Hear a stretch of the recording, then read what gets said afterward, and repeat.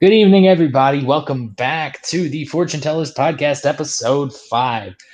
This time it's for some Raw and SmackDown of January 14th and 15th, 2019.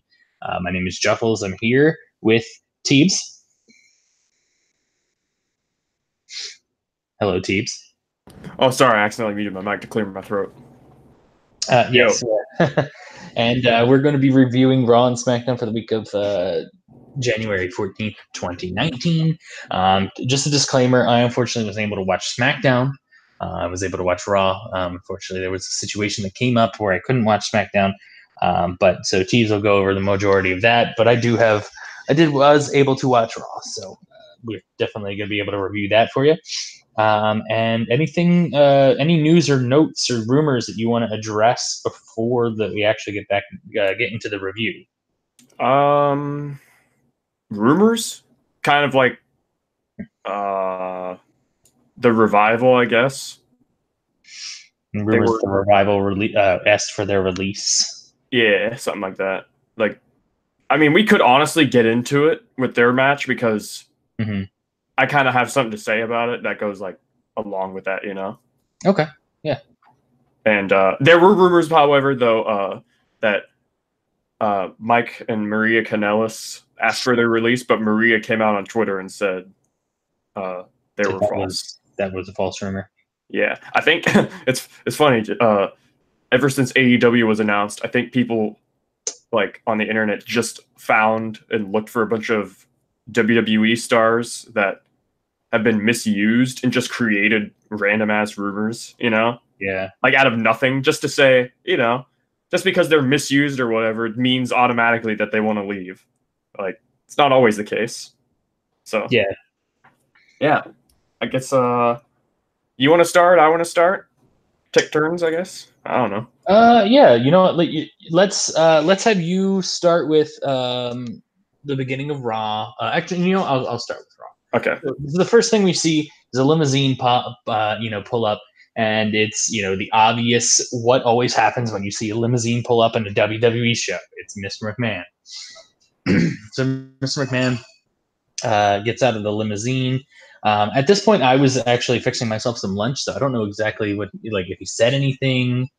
But I just remember he got out of the limousine, and then we have Braun Strowman come to the ring, and he kind of cuts his typical Beastie Boy promo. No, you got to do the voice. I did it was at the Royal Rumble, Beastie Boy. I'm gonna make you get these hands. Yeah. And then but I was actually kind of excited, happy to see that people started chanting "Get these hands." That's pretty good. That chant's over. They still haven't given up on him, I guess. Yeah, I mean, have they though? Yeah, it's true.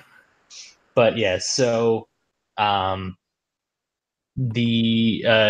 Baron Corbin comes out, and Baron Corbin's trying to rile up Braun, tells him that he's a loser and that he's going to last longer in the Royal Rumble than Braun did against Brock at. Oh wait, should we also mention what Braun called where he had his last match against Brock? He called it World Cup instead of Crown Jewel. Yeah. They totally retconned Crown Jewel, I guess. To I don't know. I like if they're worried about being controversial, why do the show? Yeah, money. Exactly. Pretty much. So, what did he? To be honest with you, I don't even remember what Braun really said to Corbin or what Corbin said to Braun. Because yeah, I mean, it was and then Braun started a "You got fired" chant. Yeah. And then, Corbin just egged him on, saying that he was just going to be, another loser, or he was going to lose again to Braun and everything like that. So, you mean Brock. Yeah, that's what I meant. Yeah. But so he starts chasing him. This was funny though, I thought.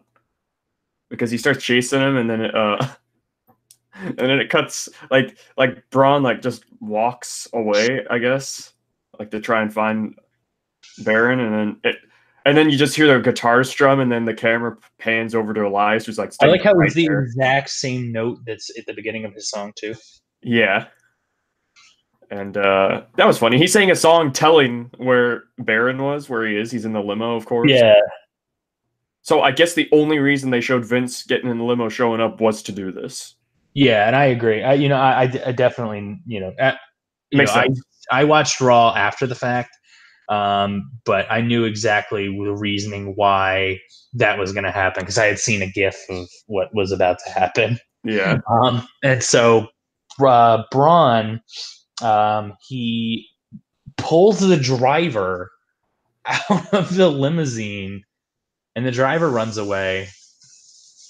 And then he goes searching through this crate, and he finds this big, I guess, it's a lead pipe or something like that. Yeah. And he breaks the window, and Baron Corbin like goes out the other way. He's screaming like a girl though too. Yeah, I mean, has anyone been as buried as Baron Corbin? Revival? No, I'm just kidding. Maybe the zombie. The zombie.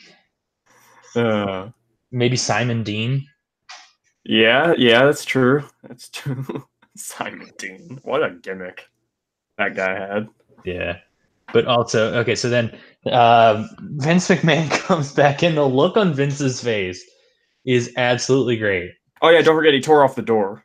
Well, he tore off the door. Yeah, he tore off the door, and then, like, Vince is just standing there. And this has kind of gone in the face of what Vince has been going with, though.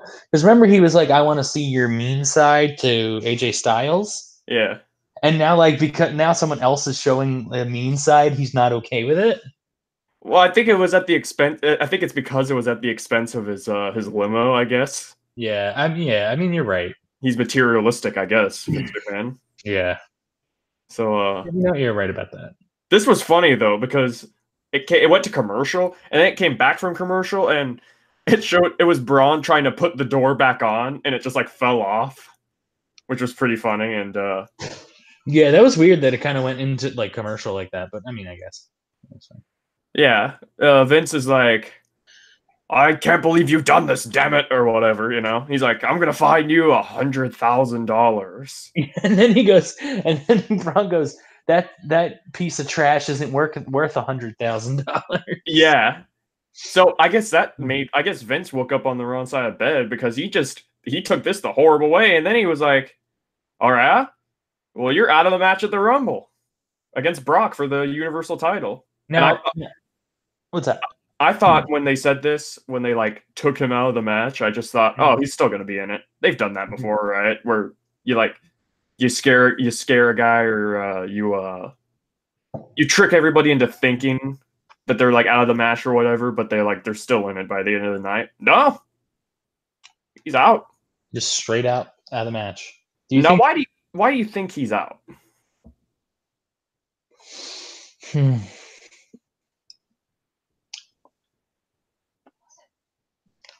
I think there's one of two reasons. Number one, they want either Braun versus Brock at Mania. Yeah. Or they want the title on Finn Balor, but they don't want to have Braun Strowman lose it. Well, I read that.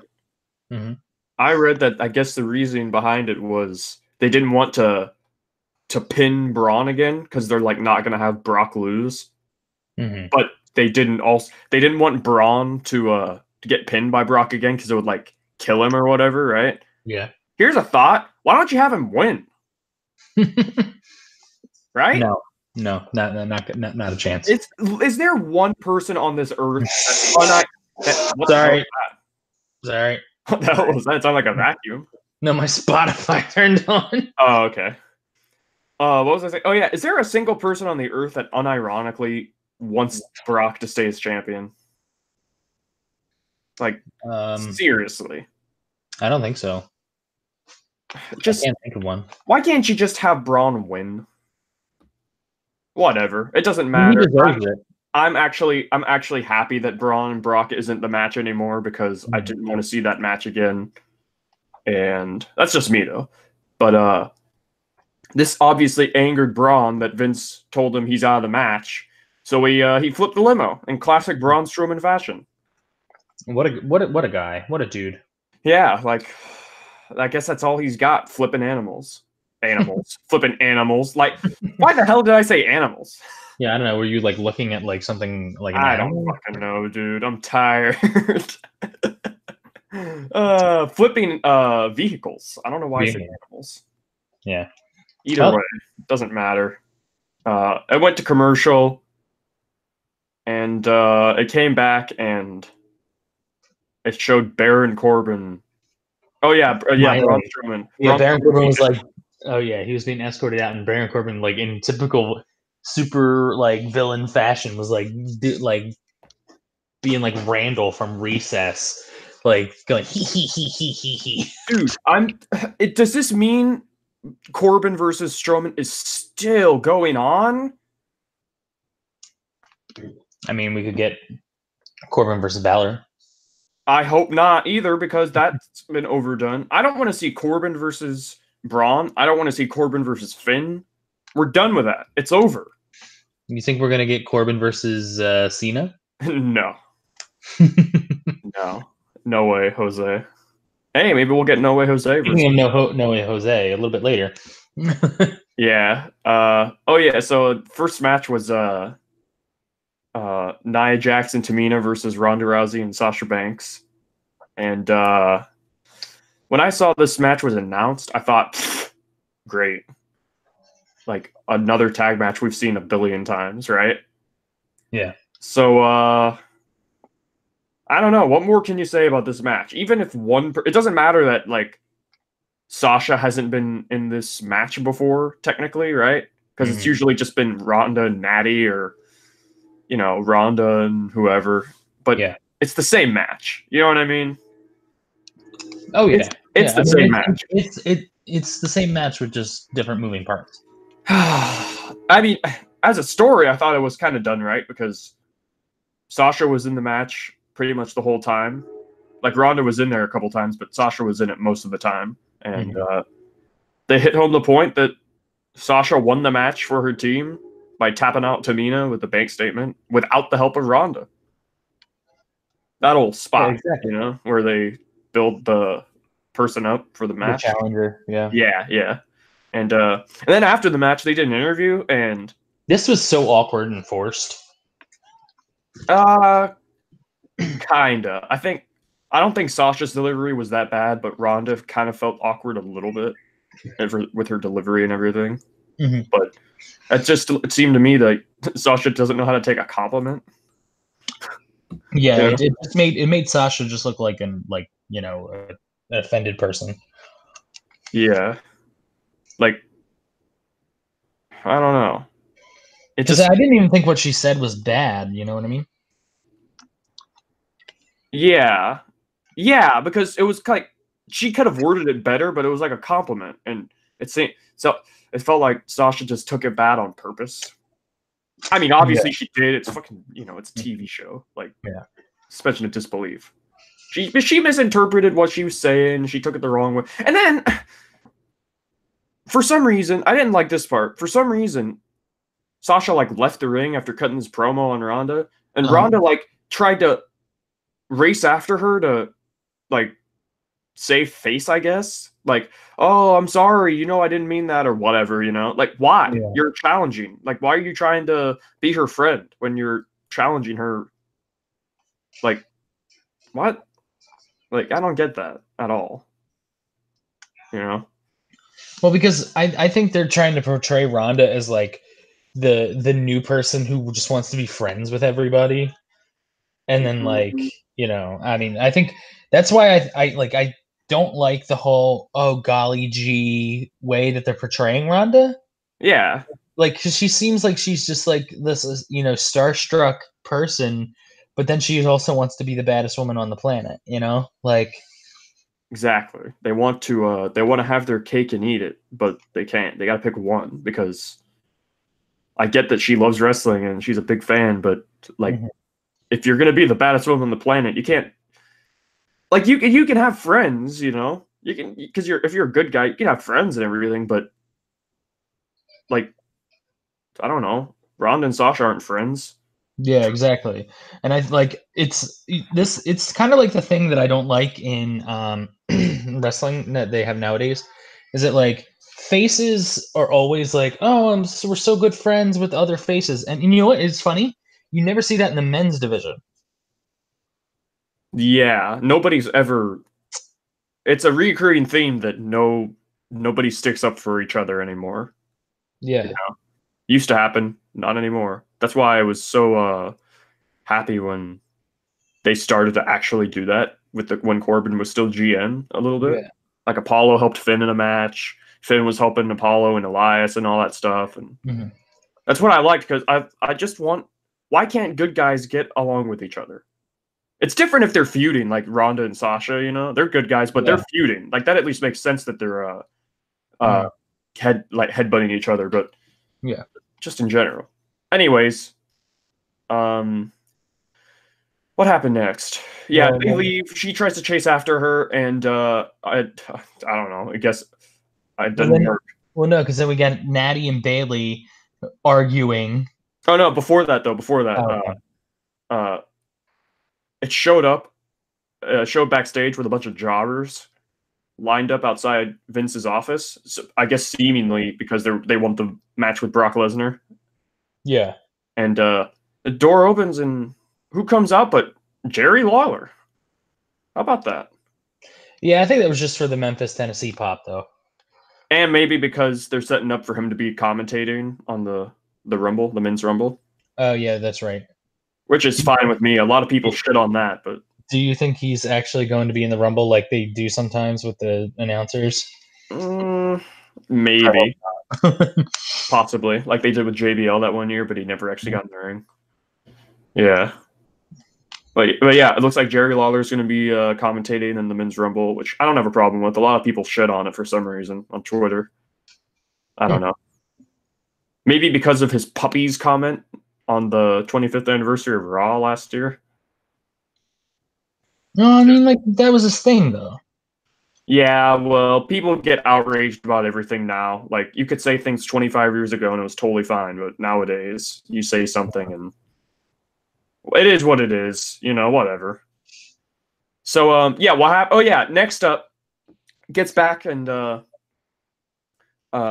Sasha, Ronda, Bailey and Natalia are all like yelling at each other like for some reason. Yeah, and it was like I hate when they do this because they don't do it with men.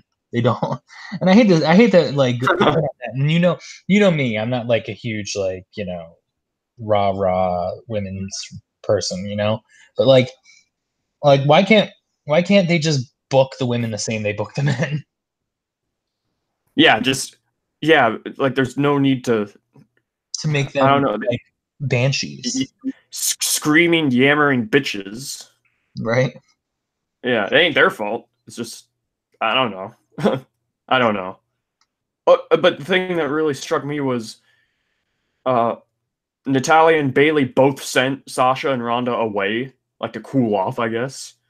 So then it's just Bailey and Natalia acting like the mothers of those two, you know? That and the Like fact you go off. that there's like what and then when because Natalia is taking Ronda's side and saying that Sasha needs to cool down, and then obviously Bailey being with the Boston Hug connection, she's like, no, Ronda's the one who's out of line. But this doesn't seem like something Bailey would do. Bailey would probably be like, hey, don't go after Sasha, not oh, it's all Ronda's fault. Not only that, what I took from it was Bailey had a line in there where she was yelling. She was like, I mean, in a grand scheme of things, it doesn't matter. It's just a nitpick. But Bailey was like, Ronda's always starting shit. She's always starting shit. That's what Bailey said about Ronda or whatever. And I'm like, you're best friends with Sasha Banks, and you're talking Yeah, about right. how Ronda always is starting things. No, that is an objective, like farce, you know? Yeah. So yeah, and then the Riot Squad came up and saying that we're a unit and nothing can ever tear us apart. We're all on the same page and nothing's ever gonna happen to us. You guys win all the time. Yeah. And they were like, why don't you find yourself a partner and we'll have a match? And it was at this point, before I thought of Nikki Cross, of course, the possibility of Nikki Cross being the mystery partner, I thought, God, no, not this match again. Like, it's like the same match again. Like, I'm glad it was Nikki Cross that was the mystery partner. We'll get to that. But it was Nikki Cross who's the mystery partner. If it wasn't for that, like, oh, it had to be Nikki. Like, who else would it be? Ember? But the thing is, eventually, that match is going to be overdone with Nikki as the third person, you know? Exactly. I mean, they don't have anything to do with like them. I don't know. There's what they could do more singles matches with like people in the corner, right? Like, why don't they do more singles matches? Why do they keep doing tag team matches? Like, because they got to get their shit in. Okay, but you can get your shit in a way that doesn't bore everyone to death. Like, at least it was Nikki. That didn't bore me. Seeing Nikki was cool. That was great. But anyways, after that, speaking of repeat matches, next up was Lucha House Party and Revival, and I thought there's still the sneaking, it's just not suspicion. The part of my brain thinks Lucha House rules. Lucha House rules. It's gonna happen. The moment that I saw the Revival come out, I was like, uh-oh. Yeah, and so I got something to say about this. So you don't care if I go through this match, right? And I'll let you. No. I'll let you chime in and everything. But yeah, go for it. So I did not really pay attention to this match because I was just distracted because in the middle of the match, they're like, Michael Cole's like, we got Dasha Fuentes backstage interviewing people or whatever. I'm like, wait, what? So then it's just the screen and screen type deal where part of the screen is the match and the other part is interviews and shit. And I'm like, why? Like, there's a match going on. This is so distracting. It's actually, if I were a wrestler when that was happening, I'd actually be pissed off because I'm out here wrestling for people and you're going to actively try and take attention away from my match. Exactly. You know? And I mean, and then they wonder why the Revival, like. Yeah, it just happened to be the Revival too, which sucks.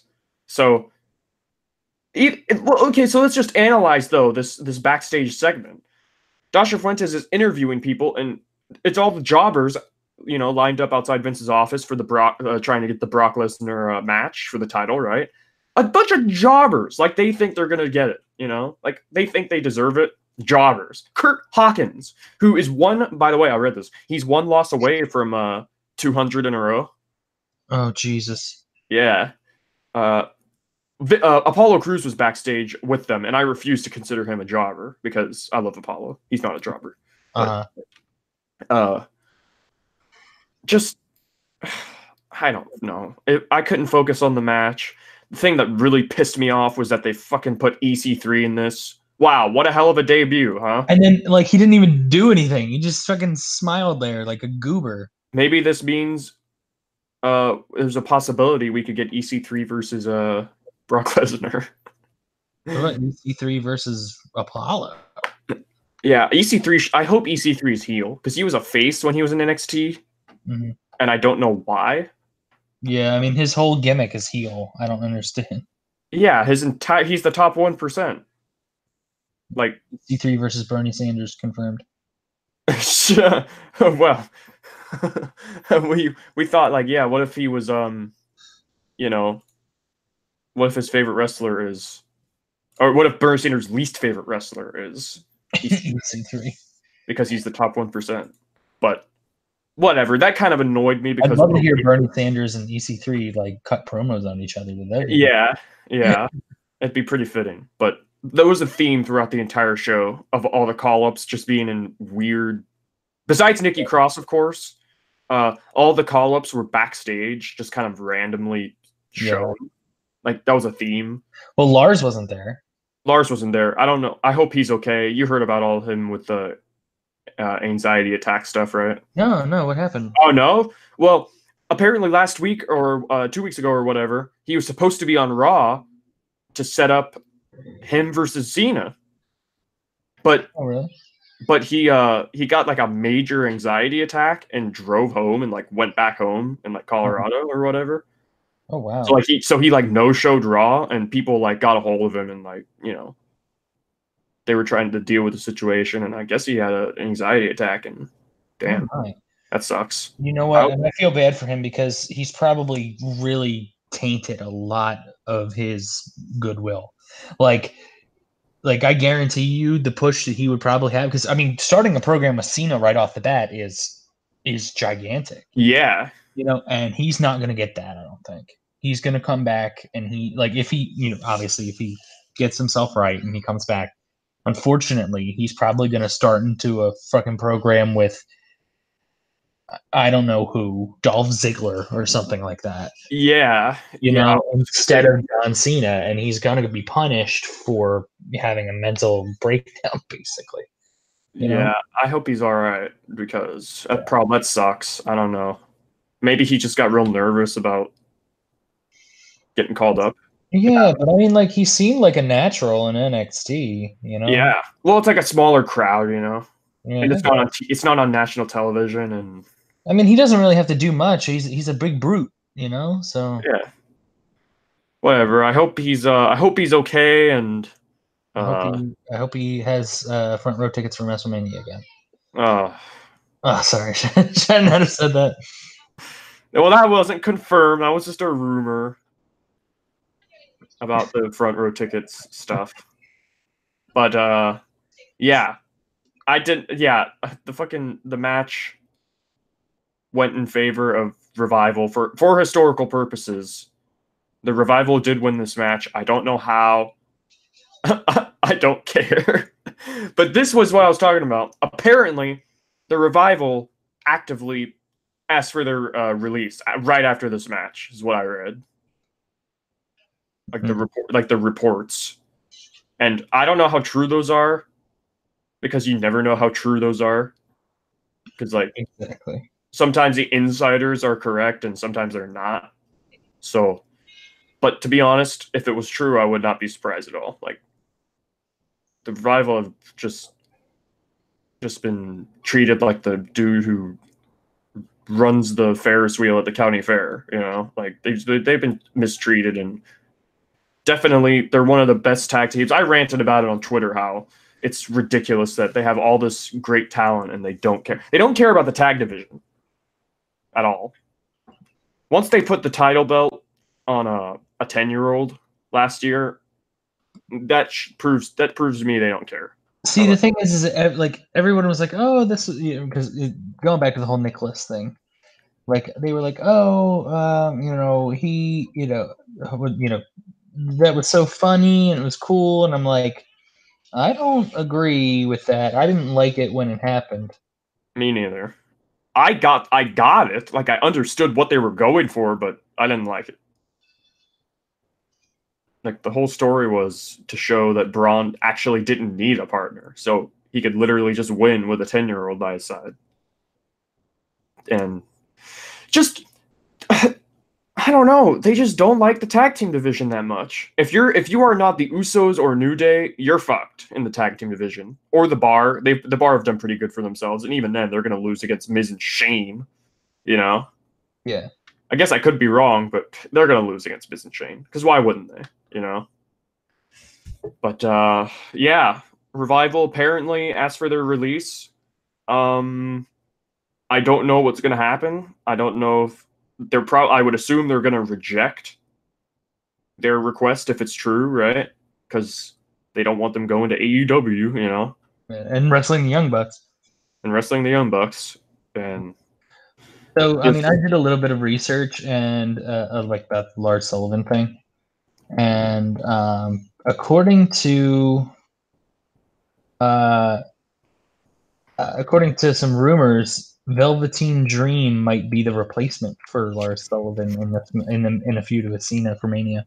Yeah, he was on Twitter and said, "One day I will face John Cena and it will be amazing. Remember this tweet." That's what Velveteen Dream said. Mm-hmm. And yeah, I think that'd be kind of cool. That'd be really cool. I don't know what they do with Lars though, if that's true.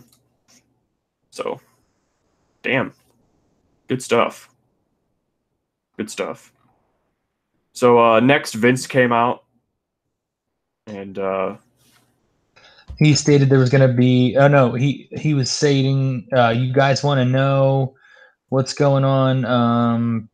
With the Brock Lesnar, and then John Cena. No, actually, no, he didn't even say a word before John Cena came out. Yeah, that's true. He didn't get one word in. And I jokingly said on Twitter during the commercial break right before that segment that I said they might as well just put Cena with Brock Lesnar at the Rumble. They might as well. I was joking, but then Cena's music hit, and I was like, "Uh-oh." All right. So do you mind just going through the whole thing, fatal, like the setup for the Fatal 4-Way while I go use the bathroom? Yeah. All right. Thank you. I appreciate it. Yeah, no problem. So Vince is out there, and Cena comes out, and to my amusement, and he's like, I think if you give me this chance, I've never let you down, and I know I will take Brock on, and I'm the way to go, and I'm the one who always steps up to the plate, and give me this chance. And Vince is like kind of thinking about it, of course, and freaking Drew McIntyre comes out to interrupt him. So kind of like a week or two ago, I think it was a week ago, a week ago in that 6-man tag where Drew interrupted Cena and was talking about how he's everything that Cena isn't or whatever, and he's the real man around here, and pretty much just the same thing in this promo. He's like, I'm the guy. I'm just paraphrasing everything because it's kind of simple, everything that they're saying, but Drew looked right at Vince McMahon and said, this is what ruthless aggression looks like. Because Cena actually said he has something that nobody else has, ruthless aggression, which is a callback to his first ever match against Kurt Angle on SmackDown in 2002, where he said he's got ruthless aggression, and thus spawned the ruthless aggression era. And I'm surprised that you mentioned that. Yeah, it was kind of a nice callback, and that's what Drew said. And then he said Cena's time is up, and his time is now. So more referencing, yeah. So and then Corbin comes out, and God, why is Corbin still on the show? I love Corbin, but I mean, he's just like a thorn in everybody's side. He's just, I don't know. He's the equivalent of sitting on like a tack, where it gets stuck in your ass and it just hurts and it's never going away ever. And of course, Corbin is at least Corbin's good, like with his delivery, because he's like a heel. I guess that's some solace I can take out of it. I don't know. I'm sick of Corbin. Corbin comes out. He says he deserves the shot. Which I don't even know. Like if I was Vince, I just have been like, how in the fuck? Like, yeah.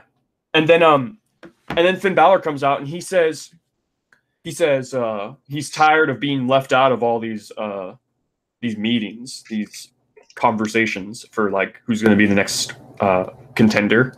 And he says he's been overlooked, and which is true. He even says to Vince, to himself, he's like, I know you never believed in me, but the fans do. And the fans start, cheering, and obviously the fans want Balor to be we can see where this is going. They're setting up a fatal 4-way contenders match since Braun's out now, and they start brawling. And McIntyre's the last one standing after everyone's brawling. He Claymore kicks Balor. He Claymore kicks John Cena. And yeah. And Vince has this look on his face like he's oddly aroused by McIntyre hitting those kicks. Yeah, he probably is. But I don't think the reason I think they went with Balor, though, just jumping ahead a little bit, is because I don't think they want to have a heel versus a heel. Yeah. Like McIntyre versus Brock. Because, I mean, I guess they could easily turn McIntyre. He's got a lot of support from the fans.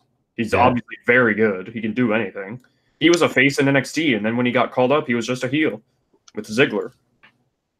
So, I don't know. And he never came back to NXT. When he got injured, he was just done. Yeah, he was he went out as the champ, and then he vacated the title. So, yeah, Vince is like, all right, we're doing a fatal 4-way match, damn it. That's my Vince impression. And they go backstage, and Vince is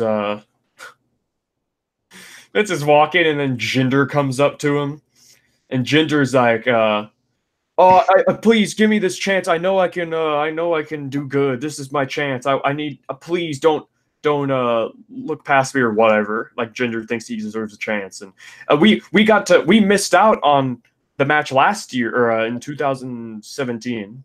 I know. Brock versus Jinder at Survivor Series. We deserved that match. No, AJ was much better. I'm glad they went with that. I mean, I guess we'll have to agree to disagree. Yeah. So Vince is just like, all right, fine. You pick somebody out of that entire match. It was Corbin versus Cena versus McIntyre versus Balor in a fatal 4-way. And Vince is like, pick one of those guys to face like right now or later tonight. If you beat him, you take their place in that fatal 4-way #1 contenders match. Which makes like no sense because no matter who he picks, it's unfair to that person. Yeah, and Jinder didn't deserve it in the first place. He just begged, and that's it. That's all it takes. You can just beg. But he picked the wrong person even then. He picked Balor. Why would you not pick Corbin? That's what I was thinking. Why the hell would you pick Balor and not Corbin? Corbin's obviously, I don't want to say worst because Corbin isn't a terrible wrestler, but out of all of them, Corbin is not the best wrestler. Like in kayfabe.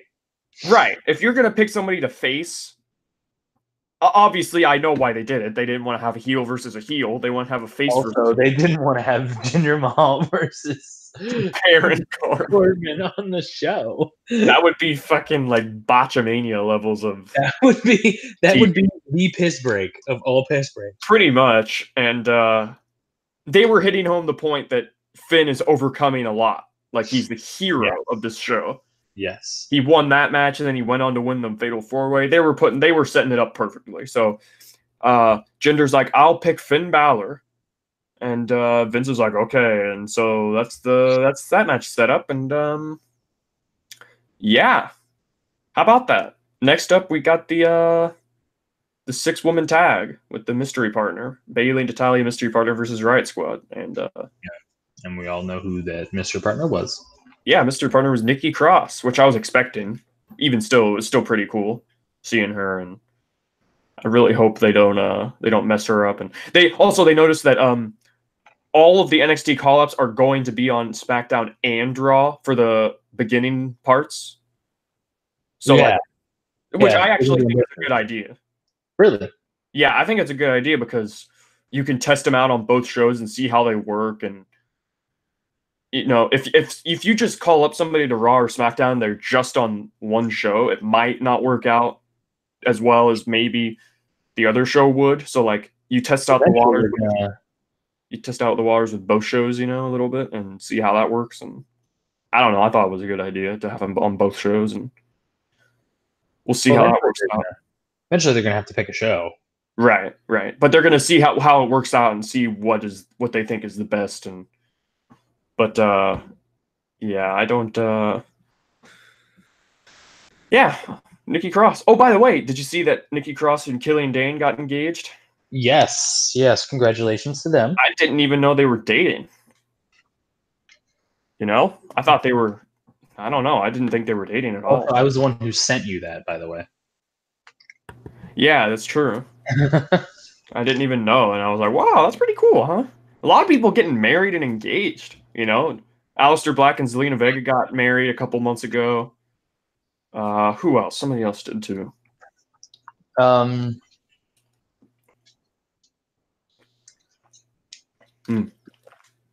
Sarah Logan and yeah, that's right. Raymond Rowe. Mm-hmm. Yeah, Sarah Logan, Raymond Rowe had a Viking wedding. Yeah, congratulations to them. Hope they have a very successful marriage, and yeah, are happy forever. Now, that being said, this was again kind of your standard 6-woman tag, and I thought Ruby. I like the whole.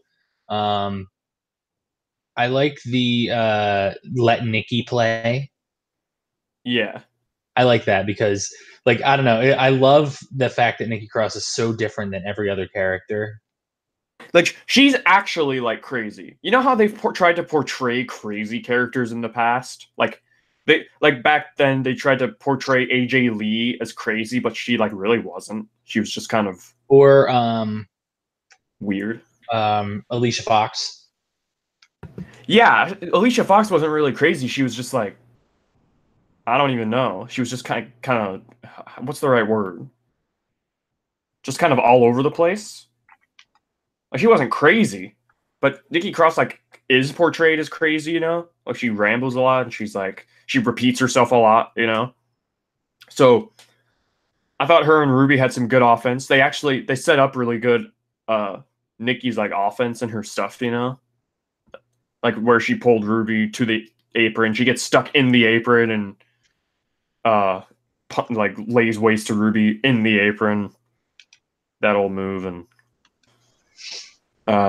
Ruby sold it great when she was being dragged towards the apron, like Kane dragging somebody into the hole in the ring when he comes up through the ring. So other than that, it was kind of a your standard little match, right? Just yeah. I mean, it was a match to get the newest member of the roster over. Yeah, and I noticed like I mean, maybe I just imagined it, but I didn't really notice much of a reaction from the crowd when the Sanity music hit, you know? I mean, Nikki has different music, but it's still Sanity music. Well, and I mean, but the thing is I think that like they kind of did a bad job of it because I think it would have been better if like Nikki Cross had like appeared behind them or something, because like it would kind of like make it more natural to her character or something.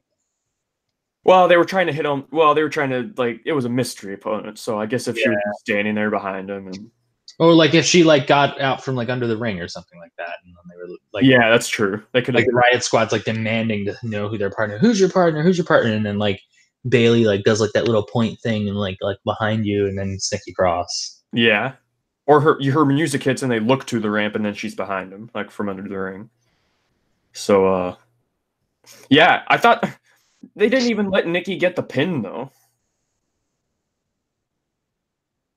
They let Bayley get the pin. Well, I mean, Nikki set her up, though. Yeah, but she still should have got the pin, in my eyes. At least she set her up, but they could have let her get the pin to give her a good rub, right? It's her debut match. I don't know. It doesn't mean much in the grand scheme of things. It's not a big deal. But, yeah, after that, Finn Balor is walking backstage, and again, another awkward just appearance of an NXT call-up.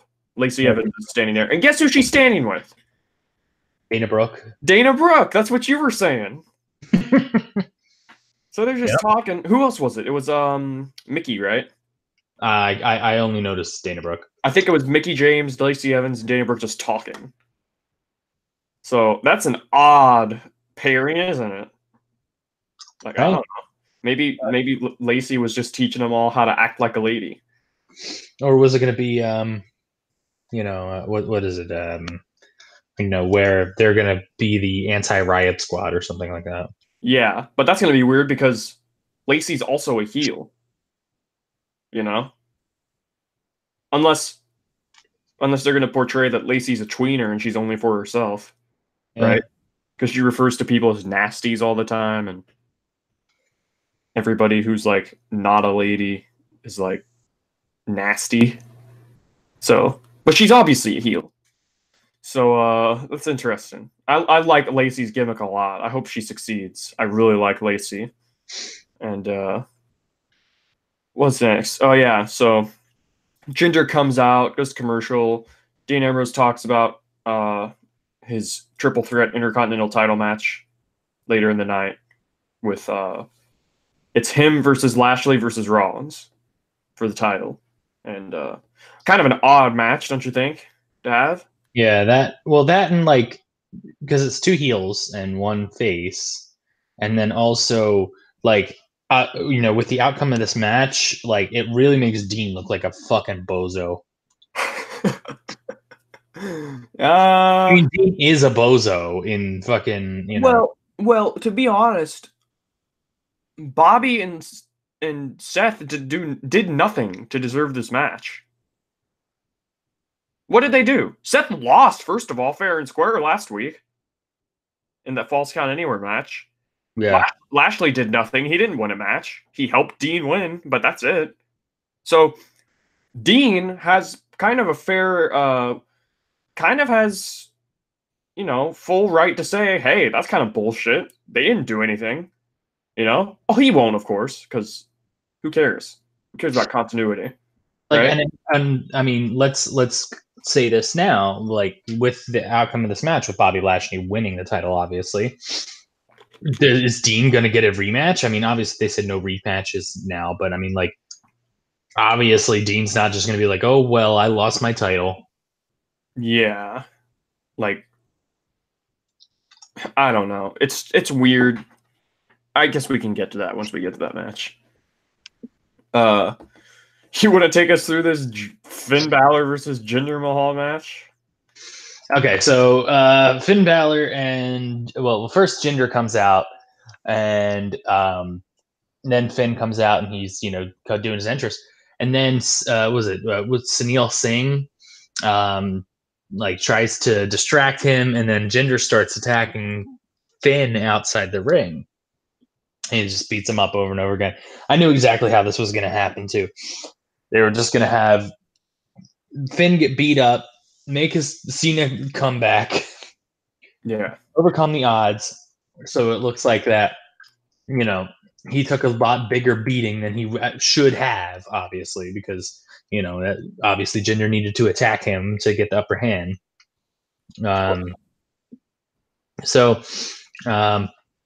I just remember a lot of this match, Jinder was on top, obviously.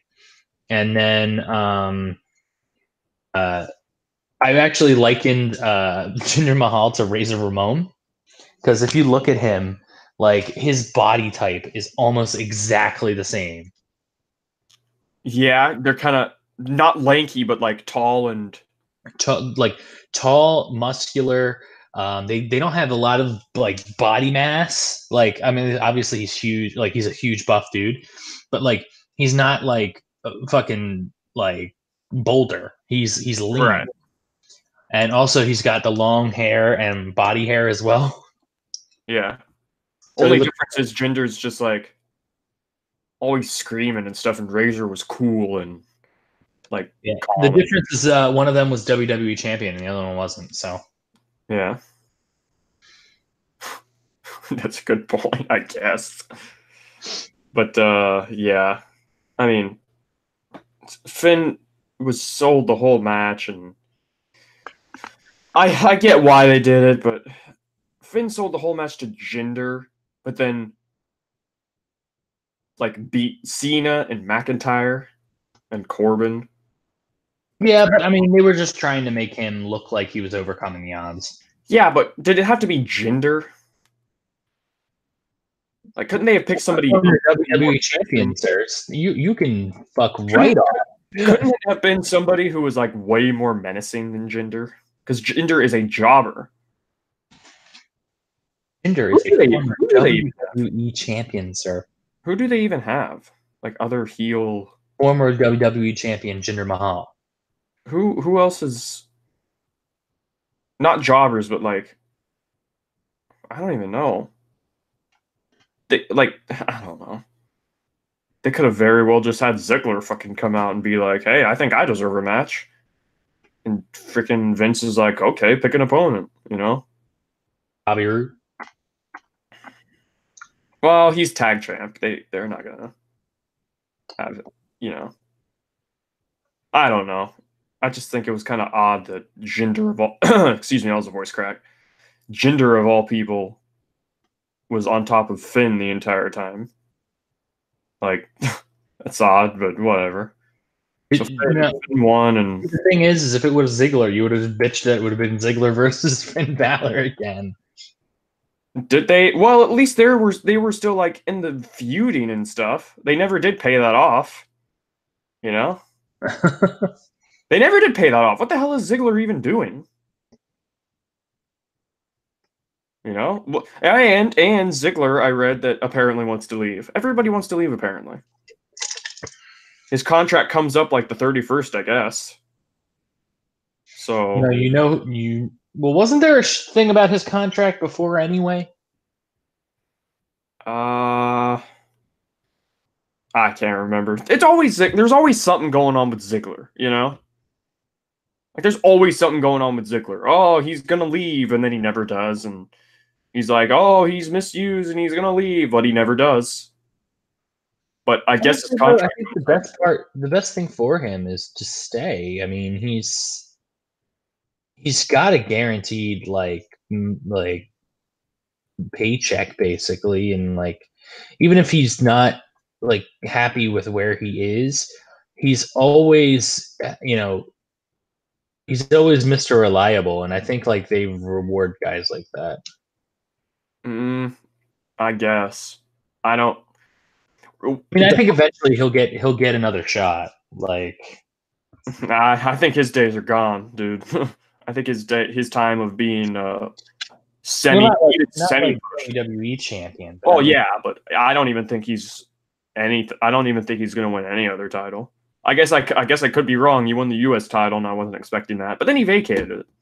That was the dumbest thing, though. Like, they actually had something interesting there for a little bit, and then yeah. Well, Ziggler actually on the Edge and Christian podcast was talking about that. Really? He said something like, "Can I like?" He asked if he could leave for like 6 months and come back so that he's not a total loser because he just kept losing, you know. Yeah. Like at least if he leaves and for 6 months, people will like kind of forget he lost a shit ton, you know, like it's a reset, right? Yeah. Which is true. Like that's actually a good point. But then they were like, "Oh no, you were coming back at the Rumble or whatever," and it was he didn't even know if he was the reason he vacated the titles because he didn't even like know if he was gonna renew and even return, and he renewed, and apparently his contract's coming up now on like the 31st, and he's doing stand-up too. Yeah, he's got some stand-up dates like the 20. I should, you know what we should do for our next show podcast? We should look up like his stand-up and like say what we think of it. Okay. Because I heard Mick Foley is terrible. Does he do stand-up? Yeah, he does stand-up. Really? I did not know that. And apparently it's awful. Does he do ventriloquism with Mr. Sacco? That would be terrible. Kind of like the Tosh.0 girl that you used to go to school with? Yeah, right? Yeah, so if anybody doesn't know, I used to go to high school with the girl on Tosh.0 who was the failed ventriloquist. She's a nice girl, and I feel bad for her because the person who actually got the money for submitting the video for Tosh.0 is a complete jerk-off. He was an asshole, and he literally only submitted it to bully her. But that guy now, nobody knows where he is. He got kicked out of the Navy for doing drugs, and he's not a very good person. Jeez. So and I feel bad for her. She was nice, so Didn't you say she was like a little on edge though? Yeah, she was. I mean, she was a little bit out there. She was. I mean, obviously, you kind of have to be out there to be a ventriloquist, I guess. But you know, she was like one of those people who's like really into the Nightmare Before Christmas and like Invader Zim and like all those shows. And she was super nice. You know, I mean, she was, you know, she was just kind of weird, and she, you know, might, you know, have had a little bit of issues, but you know, I felt bad for her, and you know, she was a nice person. So I mean, you'd have to have something wrong with you to like have a crush on you. oof. Sorry, dude. I couldn't. Oh man, I couldn't let that one pass. dunked on me. No, okay, all right, yeah. So let's keep going because we're going a little bit long here, and we still have to get through SmackDown. Oh shit! Yeah, you're right. You're right. Yeah. All right. So, yeah, the Intercontinental Championship match. Yeah, yeah. I actually thought this was a good match. You know what? At the beginning, I was very bored by it. I was very bored in the beginning, and then it did pick up later when Seth Rollins finally got involved. Yeah, yeah. I thought this was a fun match, and there were some interesting parts where you know, you got to see Dean and Seth work together, which was weird. yeah, they tease that a lot. The people feuding, teaming up together, and Yeah. I have to point out that Renee, like the entire time, was bitching that Lashley was in this match, like he didn't deserve it, but was deathly silent about Rollins in the match. Because Rollins didn't deserve it either. He lost. Like, he lost clean. Like, damn. So that was annoying. Just, I've said my piece about the commentary issue. They need to get rid of the 3-person commentary table ASAP, but they're not going to for some reason. There's no point. There's no reason they should do it, but they're going to keep doing it for some reason. So, yeah. Like you said, Dean Ambrose and Seth Rollins were teaming up sometimes, and it looked like Dean was trying to do the fist bump thing they did in the Shield, and of course, Seth totally told him to fuck off, you know. And also, there's a spot where Dean and Lashley hit a Doomsday device on Seth. Yeah, and this sparked some outrage on Twitter. I wrote this down in my notes. This sparked some outrage because, like, so who was it that hit the Doomsday device? It was Lashley holding up Rollins on his shoulders, or was it Dean holding up Rollins? I unfortunately don't really remember. Okay. Well, either way, it doesn't matter it doesn't matter, but they hit this Doomsday device on Rollins, and Rollins, like, doesn't, like, it was obvious he was supposed to counter it. Like, when you take a Doomsday device, you, like, flip and, like, land on the mat. You know what I mean? Yeah. But, like, it was obvious he was supposed to land on his feet and counter. Like, he didn't take the move because he countered it. Not no-selling. He countered it. That's very different from no-selling. So people were just like totally shitting on Rollins on Twitter, talking about, I can't believe he no-sold one of the most legendary moves in history. Like, he didn't no-sell it. He was supposed to counter it, but he didn't land on his feet. That was the issue. He was supposed to land on his feet, but he, like, kind of landed on his knee and, like, part of his foot. You know, like, he kind of landed, but, like, not fully. He didn't stick the landing. He did not stick the landing. But he didn't no-sell it. It was supposed to be a counter. That was the whole point of the spot. Because right after it, he got up and super kicked Lashley, and then super kicked Dean, I think. And yeah, I just thought, okay, so let's say that it's true that he wasn't supposed to counter and he didn't sell it, right? Like, let's just say hypothetically that Rollins did not sell it, and he's a dipshit, and he's terrible at his job, and he's horrible, and he's not one of the best wrestlers in the world. I read people say that. People were like, this guy's supposed to be one of the best wrestlers in the world. I'm like, you idiots, he countered it. But anyways, let's say it's true, you know, that he didn't sell it, and he's a jerk off for not selling one of the most legendary moves. So, how many times do you watch an indie show? Like PWG, for instance.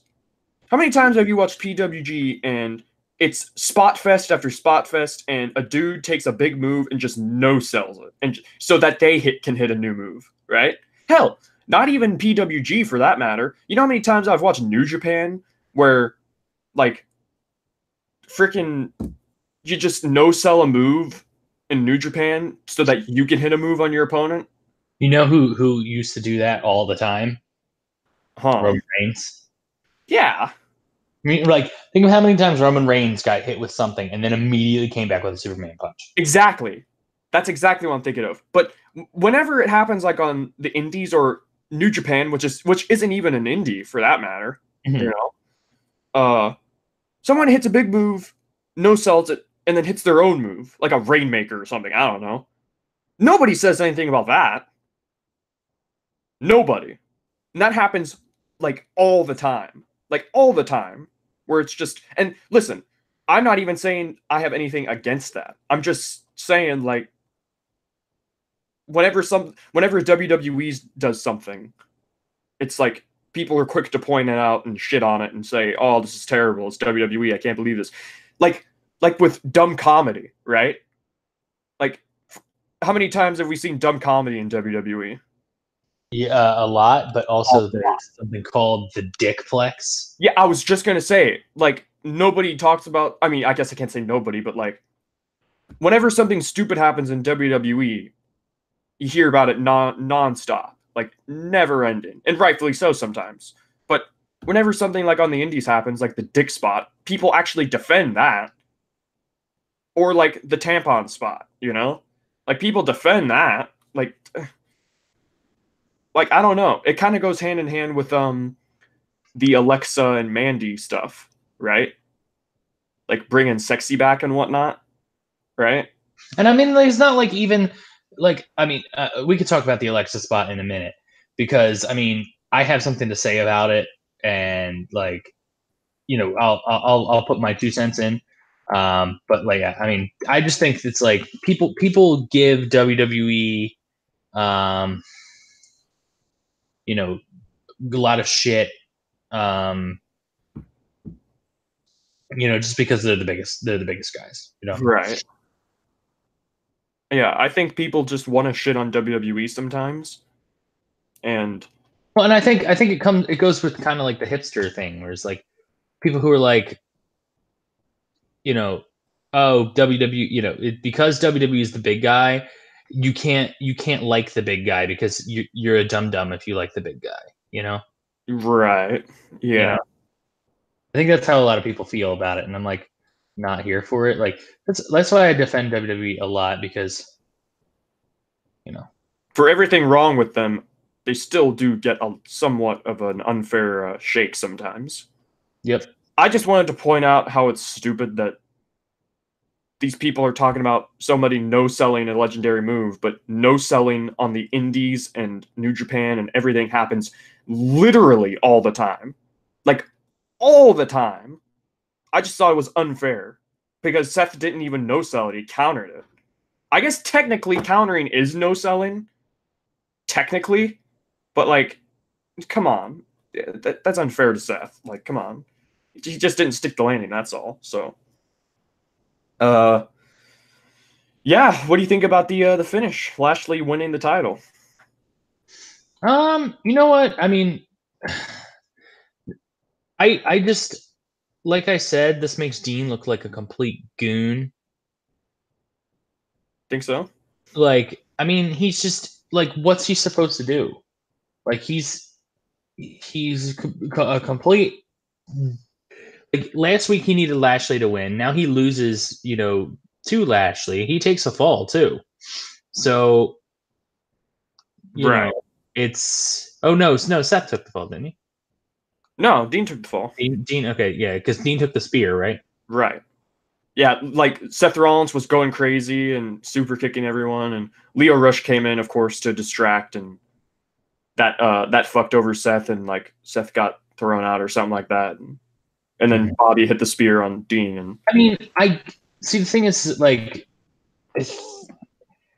I think they've done a good job, and I think Lio Rush is an improvement to Lashley. Like, I think Lio Rush, you know, makes Lashley a better character.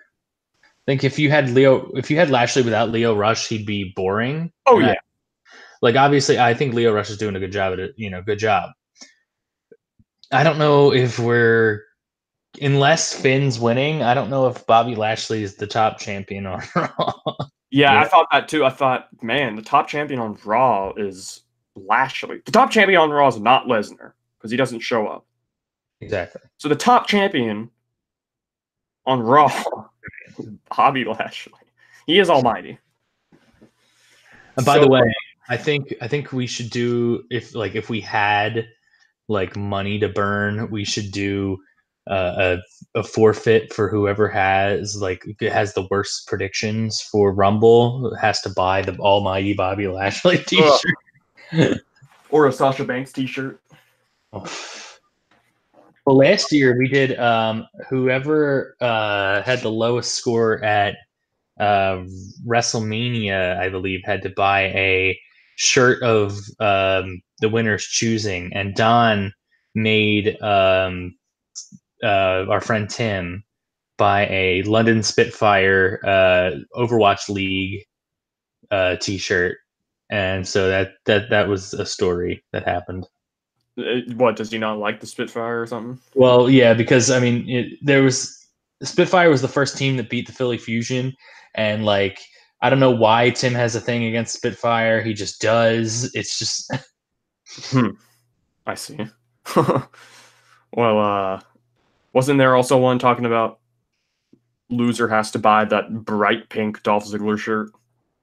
Yeah, there was something like that. I can't remember what it was. Yeah, something. And yeah, this is where. So yeah, Bobby Lashley is the new champ. He was celebrating, and I honestly am not against this.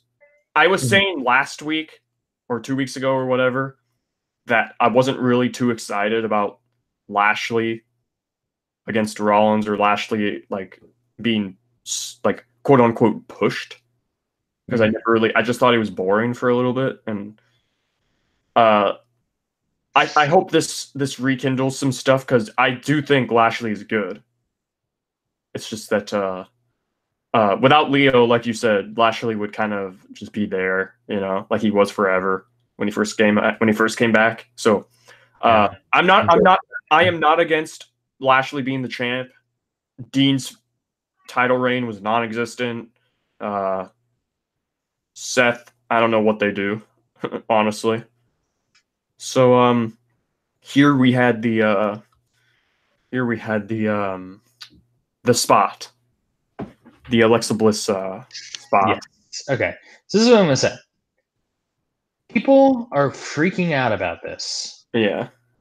Should we run it down first and then we can... Yeah. Okay. So, all right. So what happens is that we see a gentleman, a random dude. I guess he's an assistant or something like that. A crew guy.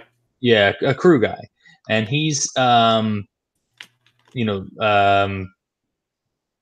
he's bringing Alexa Bliss her coffee. And so what happens here is he comes in, he's knocking on the door, and he goes, "Alexa, I have your coffee. Miss Bliss, I have your coffee." And then so he's like, "I'm coming in."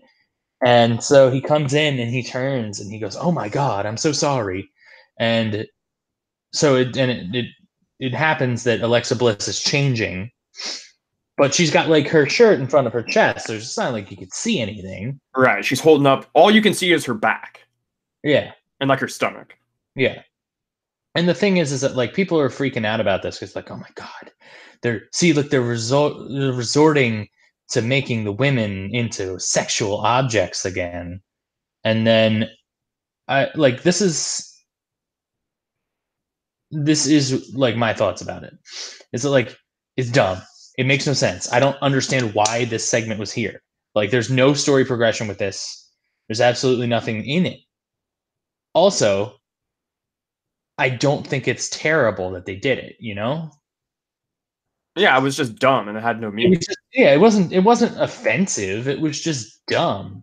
Yeah, there was no point to it, but it wasn't it didn't set women's wrestling back 10 years or whatever. Yeah, exactly. And I just think it was, I I think it was like it was. I don't understand what it is either because it's not like they're setting up like it's not like, oh, look how embarrassed Alexa is. It just kind of was just like, okay, it's, she was changing. Wow, Yeah, these are my thoughts.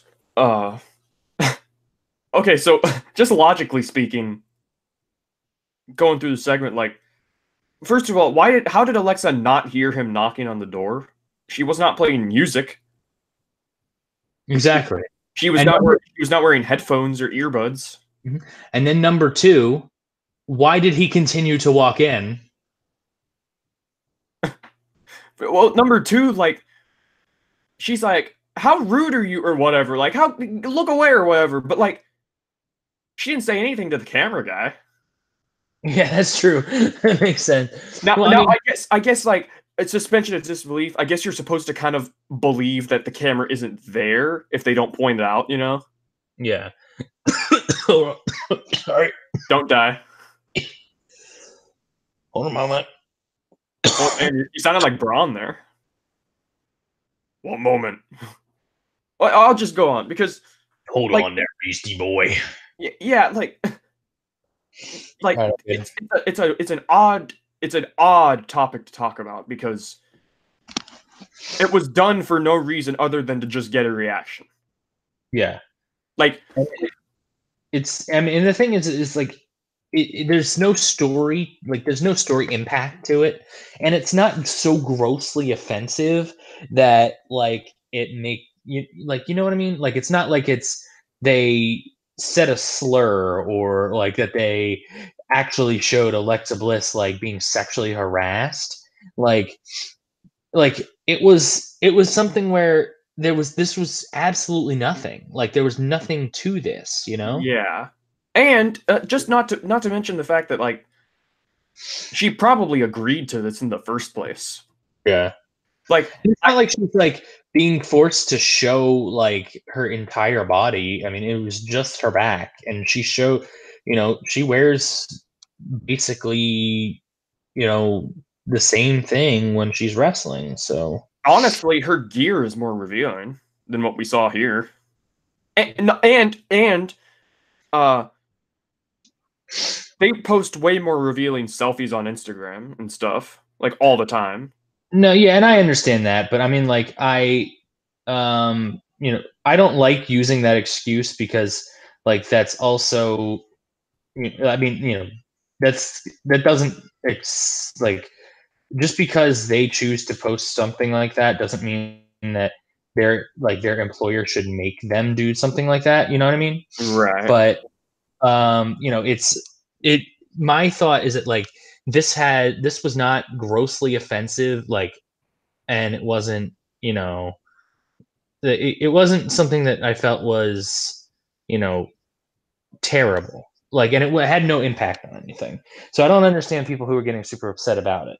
But it's also not worth my time, I should say, because this is the last thing I'm going to say about it. It's not worth my time because it has no impact on it. Yeah.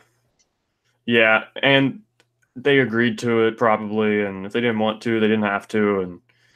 And it's weird because this was like the most viewed video out of all the Raw highlights on WWE's YouTube channel. Mm. Like I checked earlier today, just because I was thinking about it, like 6 million views.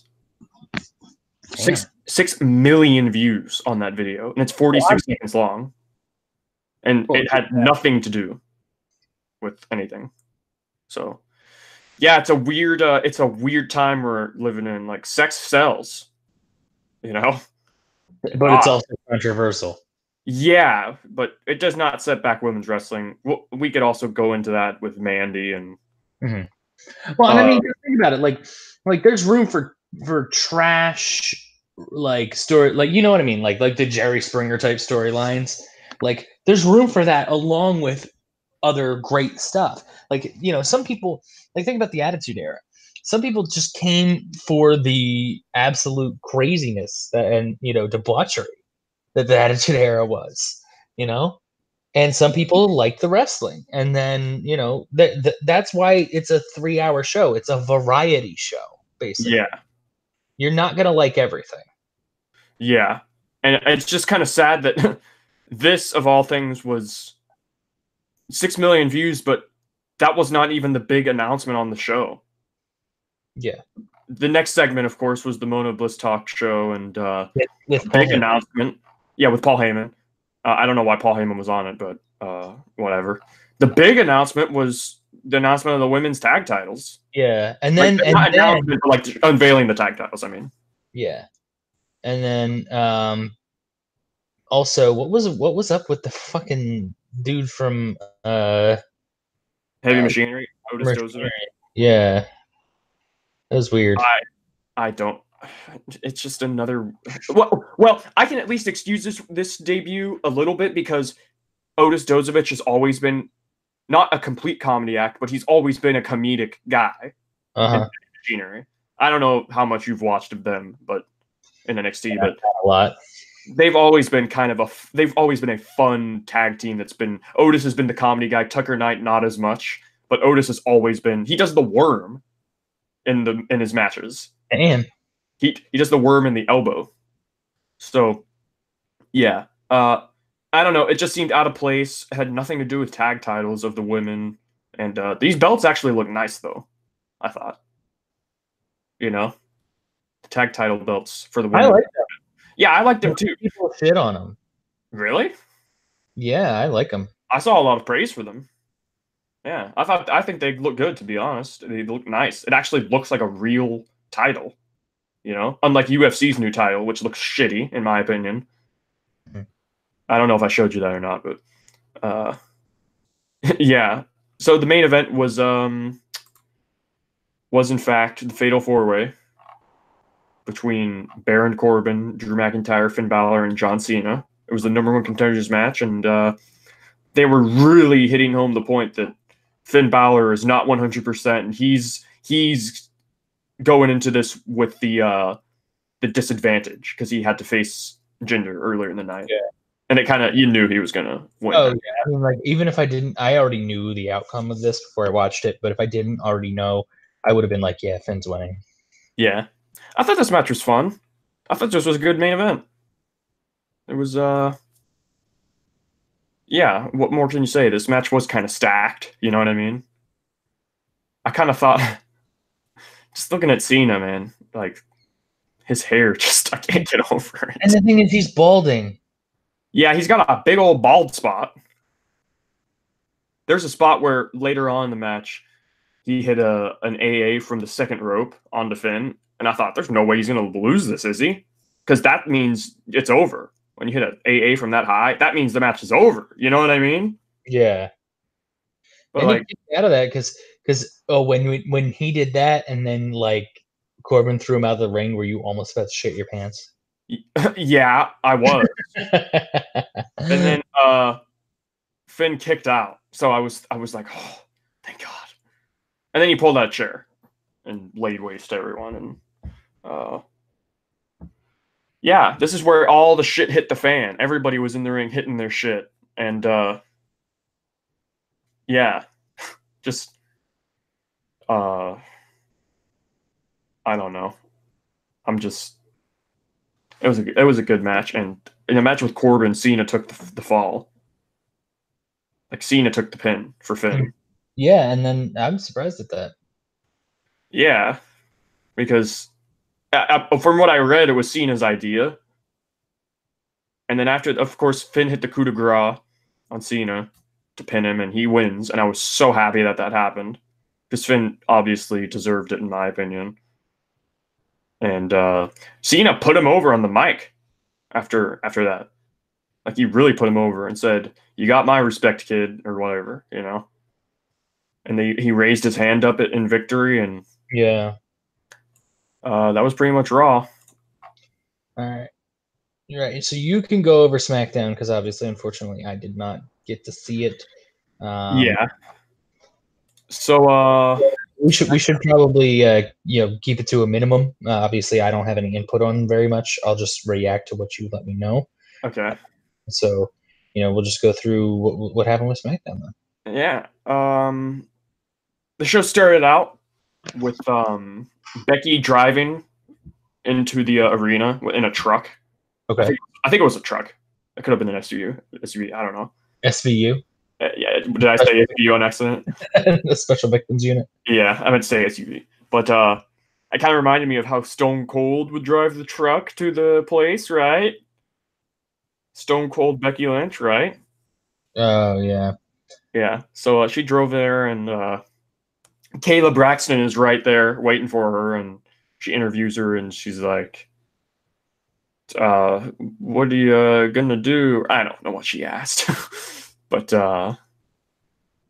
she's like, I'm just gonna go out to the ring right now or whatever, and she throws Kayla Braxton her keys, like from a distance, a good distance, and like Kayla Braxton drops them. She doesn't catch them. And Becky's like, great catch there, and that was kind of awkward, I guess, but. She's walking through the backstage area, and she walks by New Day and Heavy Machinery. And New Day there's a blender there, and they have their pancakes, of course. And I guess they totally retconned that story where they said they weren't going to have the pancakes anymore on New Year's. The doctors told them they shouldn't have pancakes. Yeah, so they got pancakes there, and they have like Heavy Machinery also put in like food and stuff like because they're into steaks and weights. That's one of their catchphrases, steaks and weights. So I think they put in a steak or some shit like that. It was like protein or whatever. I don't know. So they blended up with the pancakes, and obviously you could tell from the way the camera angles and stuff it was shot. Like they switched out like stuff, for them to drink out of it, right? With this disgusting concoction of like pancakes and protein and whatnot, right? Yeah. So they're doing this, and then Becky Lynch walks up, and this was funny. Becky Lynch walks up and stares them down, and Xavier Woods, they're all wearing those red jackets that they have. Yeah, yeah. And Xavier Woods sees her, and he has that face where he's like, oh, and then like as he's gasping, he unzips his jacket, and it's the man shirt. Like he's wearing a man shirt. Oh my god! Which it was a really funny visual. It was like a funny GIF, and she's looking at him, and they motion to her like, "You want a sip of this shit that we made?" And Becky's like, "Give it here," and she takes the blender filled with shit in it, yeah, like disgusting shit, and she takes a big swig of it. Like she's such a badass, she's not even disgusted by it, And she's like, "It's a little weak" or whatever, and she walks off, and then she goes down to the ring, and she was like, just everybody's trying to be a badass now, since I'm so she's saying, oh, everyone's trying to be me now. Kind of, yeah. And Asuka comes out, and she cuts this promo. And I was pissed off during the segment because Asuka's English isn't the greatest, and people were giving her the "what" chant, trying to cut a promo in English, which pissed me off because I hate that shit. Well, I heard that like Asuka knows little to no English. Like she's I'm sure ever since she's been in NXT, she's picked up a lot. But I heard that she came over to America with nothing. Like she knew no English. Yeah, I don't know. It's just a douchebag thing to do. Why are they doing it for Asuka anyway? She's the face. I know. It literally makes no sense from a bunch of different standpoints because she's the champion. She's the face that everyone cheered for anyways in that show. Why are you what chanting her? Whatever. So Asuka says Becky is like a bee but no sting. And that she's not ready for Asuka and all this. Oh, yeah, she said after the Rumble, you're not going to be in Charlotte's shadow. You're going to be in mine. That's what Asuka said to Becky. And Iconic Duo came out, and they were talking I don't know what, the way they set this up was Iconic Duo came out and talked shit on Asuka and Becky, and you know exactly where this was going. And it looked like they were challenging them, seemingly, kind of, right? But then once Becky challenged them, they were like, "Oh, I don't know about that," But but you call them out, kind of, Yeah. And she said Billie Kay said she was bossy Becky. I guess like she was acting bossy or whatever. What? And making threats. You know? That's what she said. And then she said that's typical behavior from a man. I don't know if that was supposed to be a jab at I don't even know what that line was supposed to mean. After she said it, the crowd was like kind of silent. I guess I didn't even know what she meant by it, to be honest with you. This message brought to you by Gillette. Yeah, I don't even know what was meant to be by it. I didn't even think about it. It's not that big a deal to me, to be honest. But Becky's like, screw this, and she challenges one of them to get in the ring. She's not even in gear, by the way. She's in jeans and a shirt and like sneakers, Becky. So she's like, I don't care who gets in the ring with me, but I'm going to challenge one of you. Is Becky Lynch the closest thing that we've had to like, a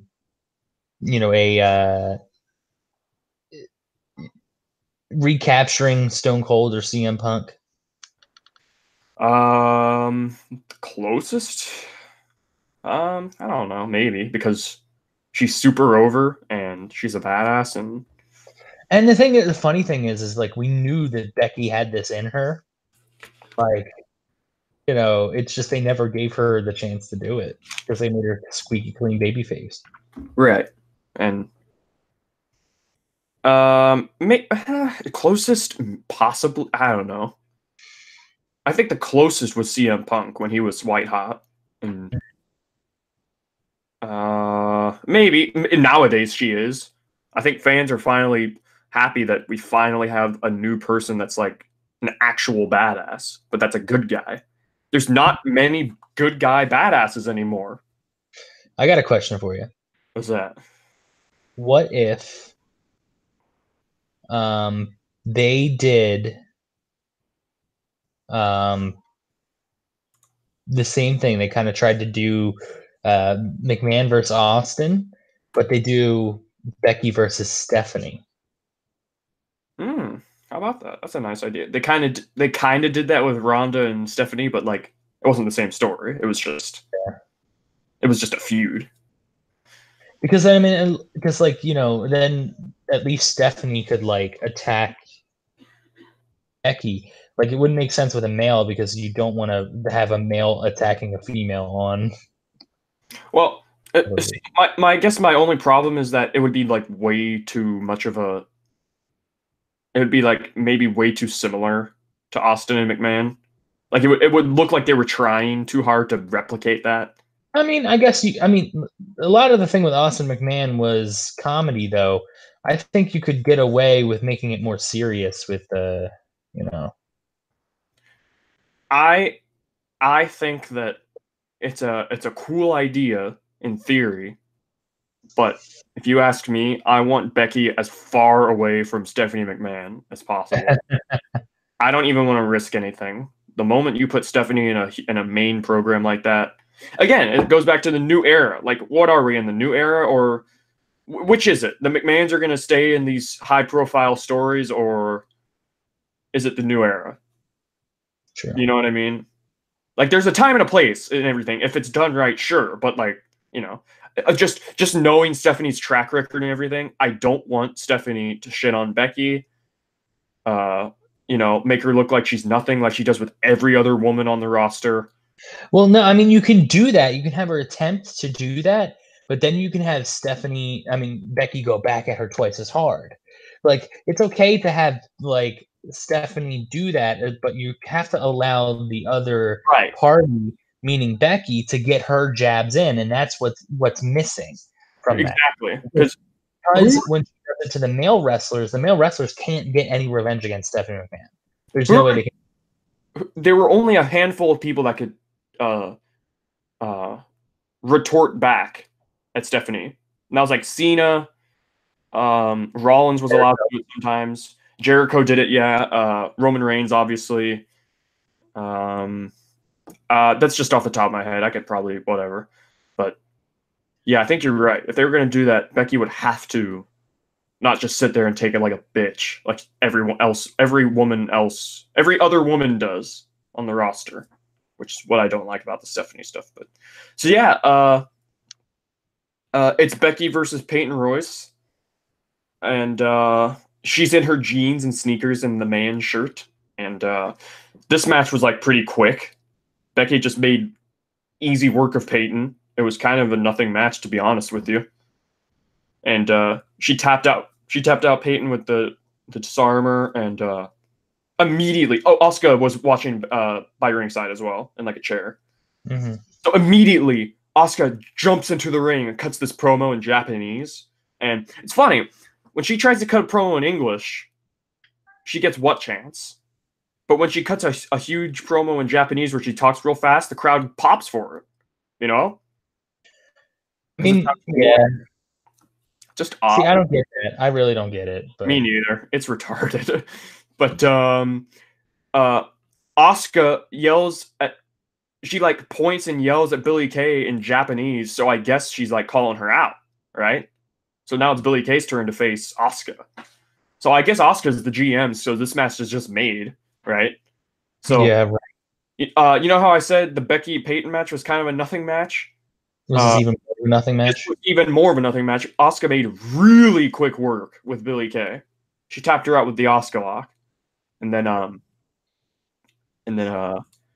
Becky and Asuka staring each other down outside the ring. And then AJ Styles music hits. Like what? Like have you noticed? I don't know if you've noticed, but they do this thing on the show where two people will be having a segment, but then somebody else's music will hit that has nothing to do with the segment, you know? It happened with the Alexa Bliss Paul Heyman segment. Yeah, exactly. Somebody's music will hit, and then that will just be the end of that segment. So AJ Styles' music hits, and he walks around ringside and stares at Asuka, which was kind of funny because Asuka like pointed out, "What are you staring at, AJ?" or whatever, because like AJ kind of like stared at Asuka walking by her. Yeah. So Becky and Asuka just walked to the back. They were having a stare down. Like, it's just the direction of the show was retarded. Why would you just end a segment like that? Like, that's kind of dumb. Like, it doesn't make sense. I mean, it's basically them admitting we don't have enough time, so we have to do this now. Yeah, they have to save time. Like, I don't know. Either way, it's just dumb to me. So AJ goes through the crowd. He jumps the barricade, goes through the crowd. He heads up the steps. And he goes into the concession stands. There's tables full of merch and soda and condiments and hot dogs and food. And he's shitting on Daniel for what he said last week, going in the concession stands, you know, talking about hot dogs and shit. And he's like, people should just do what makes them happy. And look at all this crap. This makes Daniel mad, obviously, right? And he's pretty much just plugging the match for the Rumble, and he's like, I'm gonna beat you, Daniel, for the title, and blah blah blah. And he starts giving away merch to the people around him, like AJ Styles merch. And out comes this dude in a sweatshirt just beating the shit out of AJ, like from the crowd. Like, I don't know. I guess there was no security there because the fan was just allowed to beat the shit out of him. No, but it was Daniel. So it does bring up a good point. Where's the security? What if a fan could easily just, you know? But it was Daniel in a sweatshirt beating him up, and they were in they were brawling all around this merch table and the food and stuff, and they ended up brawling, and AJ slammed Daniel through the table with hot dogs and condiments and soda and shit. And Daniel just looked defeated and ruined and disheveled, you know? Just laying in this heap of mustard and hot dogs and looked so just destroyed, right? Like his facial expression was great. Yeah. I thought that was a fun segment, brawling in the concession stands. It's creative for one, right? They're backstage, and I don't think we get enough cool. I think it also makes sense too, because like, remember last week, Dan Ryan was talking about the processed meats and the hot dogs, and now you're, brawling. Yeah. So yeah, I thought that was it's creative because we don't see enough cool backstage moments, like as much as we used to, People go into the locker rooms, into the bathrooms, all that shit. It's diverse, you know. So next up, we had the Usos backstage, and they're doing like photos and stuff, I guess, for the website. And Jimmy gets this present, and Jimmy's like, "Oh, it's me and Naomi's 1 anniversary for our wedding tomorrow." And he gets his present. There's like a card on it, you know, and Jay reads it for him. Mm-hmm. I'm sorry, I'm just reading back the dialogue on this card. He's like, Jay's reading this card for Jimmy, seemingly from Naomi, right? And it's like, I mean, it's stupid because they make Jimmy look like a total fucking moron. It's from Mandy, you know, but he thinks it's from Naomi. So she's like, I'm a naughty girl and I want to be locked up in the Uso penitentiary, which was actually a creative line. That's actually a great line. Yeah. So she's like, love Mandy, as if he's surprised that it's Mandy. Have they not been? Has she not been coming on to him for the past weeks? Yeah. I mean, like Jimmy's like that buffoon. Like, yeah. Why are they like making him seem like an idiot? Because like I think it would be much better for his character for him to say, hey, come out and say, hey, I know what you're trying to do, blah, blah, blah. And I'm with Naomi. But then they could still portray it that Naomi has an anger issue with jealousy, even though Jimmy is, being the reasonable one. She might not be able to, control her emotions, which is still okay. But they're portraying both Jimmy and Naomi as idiots. Yeah, like just this storyline is like a 101 on how to make a credible tag team like a fucking idiot. Yeah, right. Because he cost Usos that match against the Bar, remember? Because of that. Yeah, he did. So, anyways, in the present box is the key to Mandy's hotel room, and Jay's like, "What are you gonna do?" And Jimmy actually contemplates it. Like, what? So any sane person would obviously go, well, I'm not going to the hotel room. Fuck that. You know what I mean? I'm married, right? But no, he's like not sure about it. Like, what?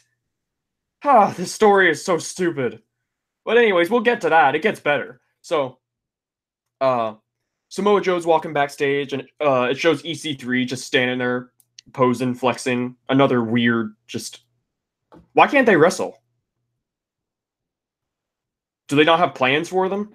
Yeah, I mean, are they like pushing it off until like Elimination Chamber or something? Well, like, if they didn't have plans for them, why even call them up? That seems to be a problem. They've called up people many times before where they didn't have plans for them, but they just called them up, you know? Sanity. They didn't have plans for them. Almost, they didn't really have plans for at the beginning. Who else? AOP at the beginning, I guess, a little bit, but they had visa issues, so they went missing a little bit because that was out of their hands. They had visa issues, but anyway.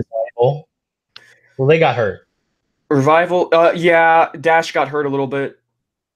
They did have plans for him a little bit. They were feuding with New Day, just a tad, and whatever.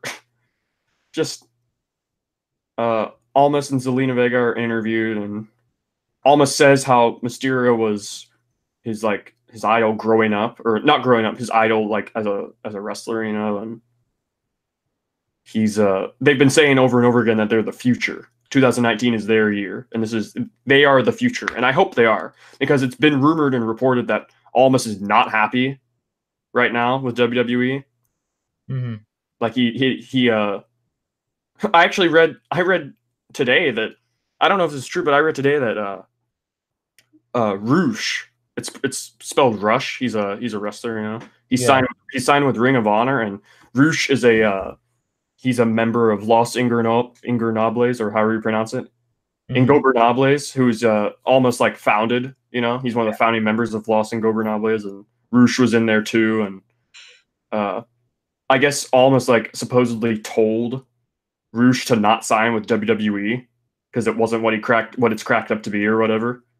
So if that's true, then That's true. Then Almas is going to get buried. well, it's not confirmed, but I don't even know. I don't know. He said he's going to win the title. Is what he said, pretty much in this segment. He's going to win the Rumble and then win the title at WrestleMania, which I wouldn't be opposed against, to be honest. Did you know Almas is like the 5th highest odds for the Rumble, winning the Rumble? Yeah, cool. I would be totally cool with Almas. Yeah, top odds are Rollins. Actually, you know what? Let me actually get us a top 10 while you continue to talk. Okay, so next match is Samoa Joe versus Mustafa Ali, and Mustafa Ali comes out and Samoa Joe blindsides him, so the match doesn't start, and he throws he throws Ali into the ring post. And have you noticed when Ali gets thrown into the ring post, he like sells it great, like he flings his whole body around when he gets thrown into the post. Oh, I mean, Ali's he's the man. He's a phenomenal seller. He's phenomenal at selling. So he gets thrown into the post a bunch of times. Joe throws him into the barricade, and he starts to walk away, and the security and the medic guys, whatever, come out, the doctors, and Samoa Joe comes back for more, and he just lays more into him, and then he starts to leave again, and then he comes back for again a third time, and he throws him into the barricade, and then he leaves finally. So the match never started, and we get that match, by the way, on this upcoming SmackDown episode this Tuesday. And yeah, up next. Here's the top 10. Okay. All right, so let me just find 10. I'll count down from 10. So give me just a second. Hold on. All right, number 10, former Intercontinental Champion Dean Ambrose. Not gonna happen. Yeah. Number 9, AJ Styles, who's in the title match. Yeah. Now, I don't know when this was updated. Number 8, Andrade Cien Almas. Uh-huh. Number 7's The Miz. Okay. Number 6 is The Rock. Oh, why? What the hell is he on there? I don't know. Number 5 is Finn Balor, but he's already in the Universal title match. Uh-huh. Number 4 is John Cena. Okay. Number 3 is Drew McIntyre. He's number 3? Who the hell's number 2 then? Braun Strowman. Oh, that's blame. And number 1, you can probably guess. It's Rollins. That's Rollins. You know who's number 11? Goldust. Kenny Omega. Oh, yeah. Well, he might. I don't know. He might come to WWE, man. He might. Brock Lesnar 16. That didn't even make sense. I know. He ain't gonna work 2 matches. Neville is on this list. Oh, then this list is retarded then. No, but it also gives me who, like, which sites you can bet. There's only one site you can bet Neville. Yeah, this site's stupid then because he literally signed with AEW. Yeah. It's an 80 to 1. It's an 80 to 1 chance. So if you put $1 down, obviously you get 80 back. Yeah. It's pound. This is a British site. Oh, okay. It's a if you can put you can put 100 to 1 odds for Elias. Adam Cole has 100 to 1 odds. Chris Jericho. That ain't gonna happen either. He signed also with AEW. Jimmy Uso has slightly better odds than Jey Uso. Oh, that's bullshit. Yeah. And they both have better odds than Jinder Mahal. Well, Kurt Hawkins you can buy for a 200 to 1 odd. Who has lower odds than him? Big Show has a oh wait, no, Big Show's 100. Sorry, 100 to 1 for Big Show. Stone Cold Steve Austin 250. Roderick Strong 250. These odds are so dumb. And then, like I said, Grant Holt, former soccer player, has a 1,000 to 1. What? Why him? He's training with NXT, I think. Really? Yeah, let me take a look. Grant. I'm gonna go on. Okay, go ahead. Okay, so backstage after Samoa Joe has destroyed everyone, um, after Samoa Joe destroyed Ali, it showed Sonya and Mandy backstage, and Sonya's like, "Are you sure you want to do this?" Talking to Mandy about the whole Jimmy hotel room thing, and she's like, "Are you sure you want to do this? Are you sure you're giving your hotel room key away or whatever?" And she's like, Mandy's very positive she wants to do this. She hates Naomi. She goes, if I can make her life just the littlest more terrible or miserable or whatever, she's going to. And she's going to break their marriage up. She's a homewrecker is the story. Yeah. So that's pretty much that. And commentary plays up the Miz birthday bash with Shane McMahon. Shane McMahon's birthday bash that was like the main event part too of the show. Just finishing up the whole men's rumble thing. Grant Holt is a former football player for Norwich City. Oh, okay. That's right. He played for Norwich. Yeah, didn't really do much. And then also same odds. You can get 1,000 if you put a buck down and he wins. You get $1,000 for David Arquette.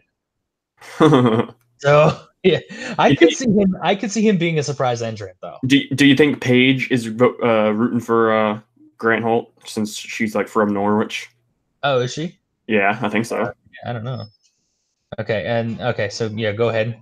Next up, after that, they show recaps and stuff, and Samoa Joe cuts this promo on Ali after he destroys him, and he says, I'm gonna treat the rest of the roster like I just treated Ali, and I'm gonna hunt everyone down and put them to sleep." So, yeah, it was your Samoa Joe's great at promos, of course, and he can cut the same promo over and over again and it would like never get boring, you know. Mm. So here we had Andrade versus Rey Mysterio, and I should note that it is just now Andrade. They changed his name to just Andrade. Yeah. Which is, I don't know why. People were like, wow, I can't believe this. They had an amazing match and people are complaining about his name. I'm like, why can't I do both? Why can't I love the match and complain about it being stupid that they changed his name? You know, these people act like I can't do both. But anyways, yes, it is just Andrade, which is dumb. Like, just why? What's the point? It's not as like cool anymore. It's just Andrade. Andrade Cien Almas sounds cool. And then that goes perfectly with Tranquilo. Tranquilo, yeah. They might as well have just went back to his. They might as well have just call him La Sombra again. Mm-hmm. Which is what it was. Who do you think has the best women's Rumble odds? Becky or Charlotte, probably. Yeah, it's Charlotte, and it's by far. Yeah, I don't like Charlotte winning that. I don't want her to win. But you can put a buck down and get 200 if she wins for Io Shirai. So that ain't gonna happen. But Io's great. Io's awesome. They announced actually. Or you know who has better odds? Wait, better odds than Io Shirai, Asuka. Obviously Asuka because but better odds than Io Shirai, Peyton Royce, Sarah Logan, Trish Stratus, Bianca Belair, and Kairi Sane. Alicia Fox. Stephanie McMahon. Oh, why? Why the hell would she have higher odds? All right. Anyway, let's blow through this. They announced on Twitter that starting at 12 p.m. tomorrow, a new superstar, I'm reading the tweet, a new superstar will be revealed every 30 minutes to be officially entering the Women's Royal Rumble match. Does that mean they're going to do every entrant? Because that's kind of lame. Where's the surprise, you know?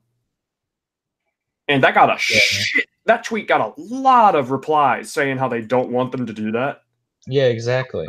Like over 1.4K replies, which is a lot of replies. And yeah, people just this comment goes, "What are you, fucking stupid?" Like, I don't know why that caught me funny. But anyways, isn't that the best part of the Rumble is being surprised? yeah, like what's the point? Like obviously you know who's going to be in it for a lot of them, but like I don't want to know everyone. You know what that's like? That's like on Christmas Eve, your parents reading exactly what they bought you for Christmas. Like yeah. Like, oh, isn't part of it the anticipation and surprise? Like, yeah. I don't know if that entails that they're going to reveal everyone. I don't know. Hopefully not. We'll see. Yeah, I hope not either. This was Rey Mysterio versus Andrade Cien Almas, and they do some fun lucha. This was the only match I actually like wrote some notes for because there was a lot. This was an awesome match. Like these guys, I thought like I said on that chill episode on last Sunday or whatever. I thought they were just doing this match so Rey could get his win back. You know. Yeah. But Almas won, so that's kind of cool. The way they did it sets up another match too, which we'll get to. So, Rey hits a couple head scissors, which were very swift and clean, right? Because Rey's great, and they did a spot where Almas had Rey in an electric chair, and Rey they went over to the ropes, and Rey threw him over, like on his shoulders. Yeah, but Almas caught him, so he was still on his shoulders. And then then they were outside, like they just went outside over the ropes like that, which was cool. And almost flipped him around and hit a power bomb on the floor onto Rey, which did not look pleasant for Rey. It's a good spot, but let's see here.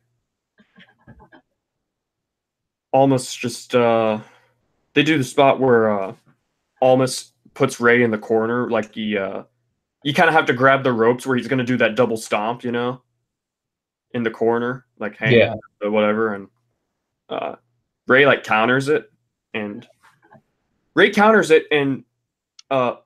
Almas is on the apron. So Almas is on the apron, and Rey is in the corner on the top rope in the corner, and Rey jumps from the corner onto Almas on the apron and hits a Hurricane Rana and throws Almas to the ground. It looked awesome. There's a GIF of it that I'm watching of it right now, and I'm just watching it on loop. It was amazing. It's just beautiful. Yeah, the sequence was great. It was done perfectly, and he bounced. It hurts. It hurts enough, but it hurts when you bounce on the floor. Mm-hmm. He fucking bounced Almas. Holy crap, dude. Look up this GIF of this. And yeah, it was it's just, and then he did a diving so they're on the ground outside the ring, and they show a replay of that, and they almost missed this because of the replays they were showing of this. Almas is outside the ring, and Rey climbs up to the top post and hits a seated senton onto Almas outside the ring. So that looked great too. They both make it back in. Rey hit a Code Red for a near fall, which I thought was their excuse of not doing the Canadian Destroyer anymore, because a Code Red's similar to a Canadian Destroyer, but it's not a pile driver. But didn't But then they hit a Canadian Destroyer. Yeah. Later on. Didn't you say that there was rumors that Vince saw a Canadian Destroyer and was I want that? Apparently, Vince watched a show outside WWE and saw a Canadian Destroyer and wanted to see it happen more in matches. So he unbanned the move and let people do it. And I saw a video today on Twitter of an NXT house show where I can't remember, it was Matt Riddle versus somebody, but somebody hit a Canadian Destroyer onto Matt Riddle. So everybody's allowed to use it now, I guess. I hope it's not overdone like on the Indies, though. That's all I got. It's very overdone on the Indies. No, Vince just requires everybody to do it. Yeah, you are a Canadian Destroyer, damn it. Exactly. I can't wait for the Baron Corbin versus Jinder Mahal match where they have a Canadian Destroyer. Oh, that'd be great. Do you remember when Roman Reigns tried to murder Braun Strowman with that ambulance at Great Balls of Fire? Yeah. They had a filler match. It was Kurt Hawkins versus Heath Slater. You remember that? Yeah. But then they were mostly paying attention to backstage. Exactly, Yeah. So they actually missed the finish of that match. Heath Slater won, of course. Yeah. And they missed the finish of it and didn't show any replays. So Heath Slater on Twitter went, "By the way, guys, I won that match with a top rope Canadian Destroyer," which was hilarious. You know? I love Heath. Yeah, Heath's great. Such a great guy. Almost hits that moonsault where he jumps off the top and just lands on his feet when Ray moves out of the way, but then he hits the moonsault immediately after for a near fall, and that's when the match got "This Is Awesome" chance. And Ray hit another Canadian Destroyer onto Almas and almost kicked out. And they're just allowed to hit Canadian Destroyers now. Like, it's just so cool to see, though. I can't get over that we actually get to see that move now in WWE. Muscle Buster win. Hopefully never. Hey, your bet. If my long-standing bet is if Samoa Joe ever hits the Muscle Buster again, I'll cut my nuts off. Because that move almost killed TJ Wilson. Like, I don't want to see that move. It almost killed a person. I guarantee you, it next time he fights Daniel Bryan's gonna be like, "Give me that fucking Muscle Buster." Yeah, exactly. I hope not. That move legitimately almost killed Tyson Kidd. Yeah. So he's lucky, very lucky. I don't want him to ever see. I don't want to ever see that move ever again. But then again, you could say the same for the pile driver, right? Because the pile driver is a very dangerous move. Let alone a fucking Canadian. Broke Steve Austin's neck with that. Exactly. So Ray went for the 619 and almost caught him and put him in a fireman's carry. But then Ray countered that with a crucifix bomb for a near fall, which looked awesome. He kicked out of that, and Ray eventually hit the 619, and he was going to go for the senton, Yeah. The splash or senton or whatever. And it's called the dime drop. Yeah. He was going to go. He went on the apron, and Zelina distracted him. He was up on the top rope, on the top turnbuckle, and Zelina got up on the apron and distracted him, and almost hit the hammerlock DDT from Ray being hung up in the corner. Yeah. And almost won. And it was a great match. It was greatly paced. It was like nothing was botched. Nothing was too sloppy at all. Almost won, but then I realized you said almost won. No, almost won. Yeah. And this finish sets up. See, I was complaining one day about great matches being ruined with annoying interference finishes because it happens all the time. But this is the only time I don't mind it because it sets up another match. Because they announced for this upcoming SmackDown, 2 out of 3 falls match between Ray and Almas. You think that's going to take up the whole second hour? Possibly. Because this match was long. This match was like 25 minutes long. Is this like the renaissance of Rey Mysterio, like we had the renaissance of Chris Jericho? Maybe. What else can you do? This match was great. This could have gone on a pay-per-view, and it would have been a pay-per-view. This was a pay-per-view quality match. I'm glad that they're actually putting Almas in places to shine, Well, because I remember when I first saw Almas in NXT, I thought he was just another dude. Oh yeah. I didn't know his background obviously at the time. Right. But I just thought he was another dude. But he was. The dude is talented, and he was just another dude. But then they paired him up with Zelina Vega as his comeback arc. Yeah. And now he's something. And I'm glad they're actually putting him in places to shine. And I think he takes the United States title from Rusev. Think so? Oh, by the way, I should note Nakamura and Rusev I don't think were on the show on SmackDown, and they announced Rusev versus Nakamura for the U.S. title at the Rumble. Yeah, I think Rusev's winning that. Yeah. So, yes, a great match. I'm happy, and what else can you say? It's Almas versus Mysterio. Awesome. So, next it cuts to Jimmy Uso walking down the hotel hallway. Mm-hmm. Like the Mandy gets the hotel Mandy's in, and he goes to the door, and he's like, you know how they do the spot sometimes with doors and stuff, where they go to knock on the door, but then they pull back, but then they go back in, but then they pull back. It was kind of like that. So no wonder Naomi is like worried about her man being stolen, because this fucker actually ended up going to the hotel. This fucking guy actually went to the hotel room and unlocked the door and went in. It's just a number of reasons. Dude, there's literally a number of reasons Jimmy is an idiot in this storyline. But he goes into the room, he lets himself in, he goes in there. Mandy is sitting down in a robe, in a chair, right? Uh-huh. Her thighs are looking just great, I guess. I don't know. What else can you take out of this fucking story? She's in a robe, you know? And she's like sitting down and she's like, "Well, hi, I'm glad you could join me, Jimmy." And just reading the summary I'm reading online says, the time to play hard to get is over. And she takes off the robe. And there she is in her underwear, and her gear is more revealing. Like, if they were going to do this spot, her gear had to be more revealing. There's no way they could have more revealing, like, underwear. You know what I mean? Yeah. So, again, this video recap got 3 million views on YouTube. So, yes, she was in her underwear and a bra and panties and trying to, I guess, just seduce Jimmy. And Jimmy actually goes, "Yo, we can't do this." But so why did you show up to the hotel? You know? Right.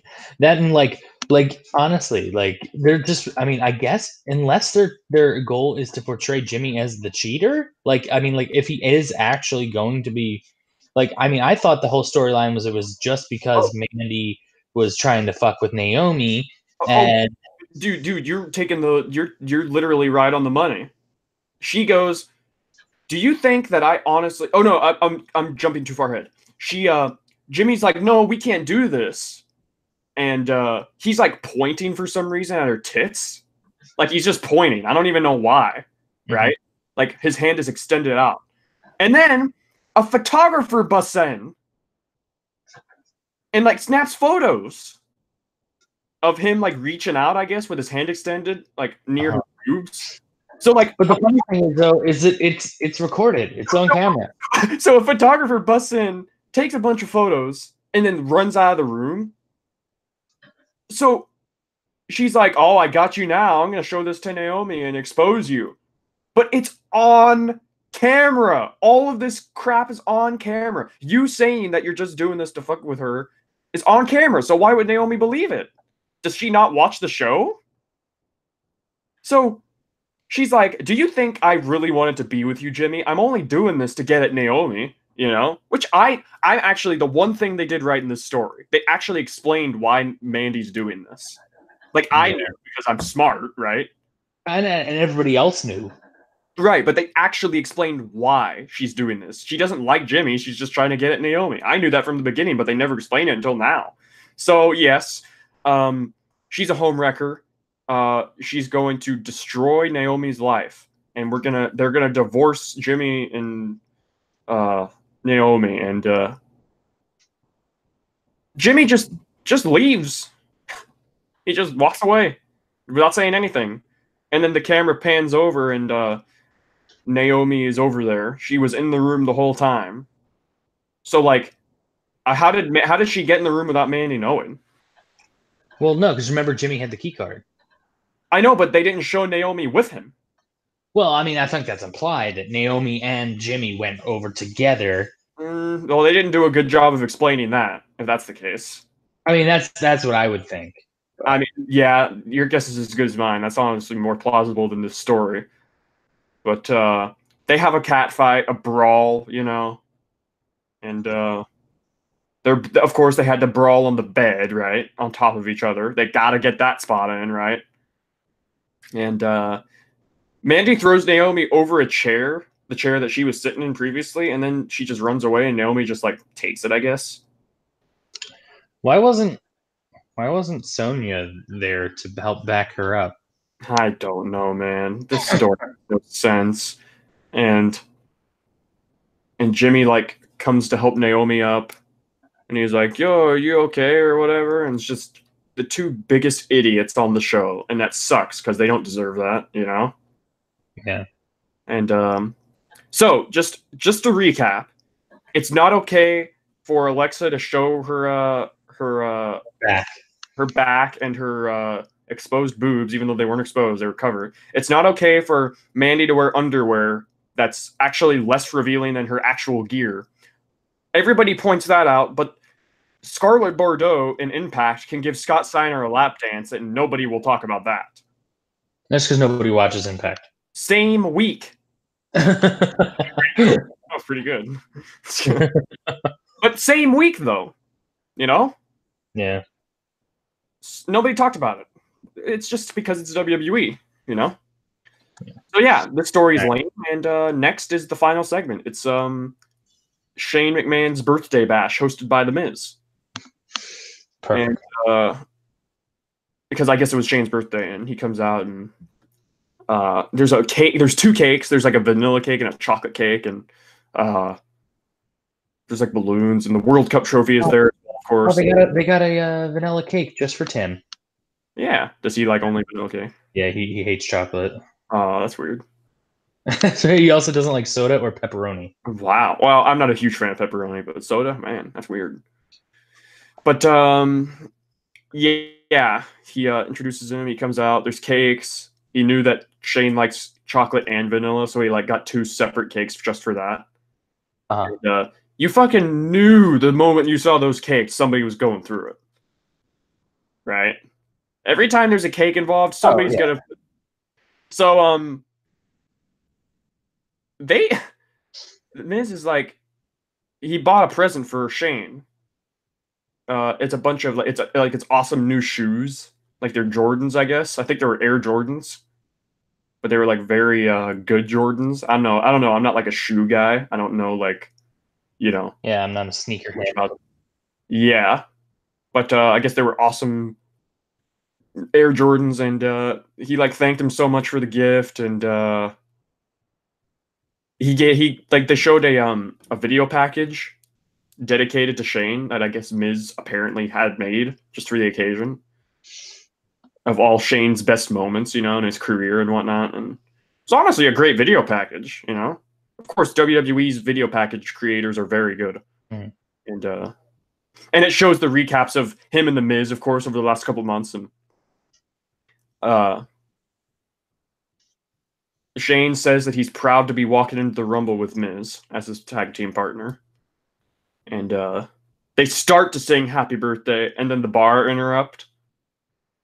And just all they say is like, they're going to destroy him at the Royal Rumble. It's where you're going to lose, you know, the typical interruption. And Shane calls out Sheamus and tells him that he's going to have a match with Miz, but Miz is in a suit, so he's also not dressed. So kind of like Becky, you know? Mm-hmm. So comes back, it goes to commercial, and Miz and Sheamus is a match. This is the main event, which was odd. So they have this match, and you know, it was what it was. It was, again, kind of like a nothing match, to be honest. Like, it was just standard, and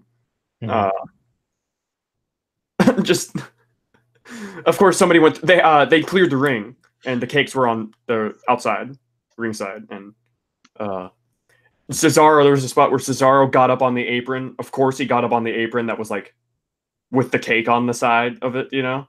Yeah. So Shane got up there and threw Cesaro off the apron into the cake, like he took a back bump through the table, through a cake, and Sheamus was distracted by that, so Miz rolled him up and pinned him and won. Mm-hmm. And then Sheamus started to kick his ass, and then Shane came and made the save, and then they took the other cake, and I showed you this. They took the other cake, and Miz threw Sheamus into the corner to like set up the coast to coast. Only he took the cake and like put it right in front of Sheamus's face, which is actually funny. Like that was actually a creative moment. I liked that. The coast to cake as the summary reads. I'm reading on Cage side, coast to cake. So he did the coast to coast with the cake in his face, and that looked funny. and it looked creative, and that was the end of the show. They celebrated. Yeah, so they're gonna win, right? Sadly, You I don't like that. just don't like that it's Shane. I mean, I just don't. I love Shane, but I just don't like that it's Shane. I got nothing against Shane. I got something against the fact that Shane in the new era is wrestling for an authority figure, is wrestling for a title. Yeah. Like, it could have been anyone. It could have been Triple H. It could have been, it could have been literally anyone. I don't want an authority figure in the new era to be battling out for a title. So that's just my thoughts. Mm-hmm. All right. Well, this went very long, this episode. Yeah. I do apologize to everybody, but there was a lot of stuff to cover. It was a very eventful week. Yeah, it was. It was actually really eventful. Yeah.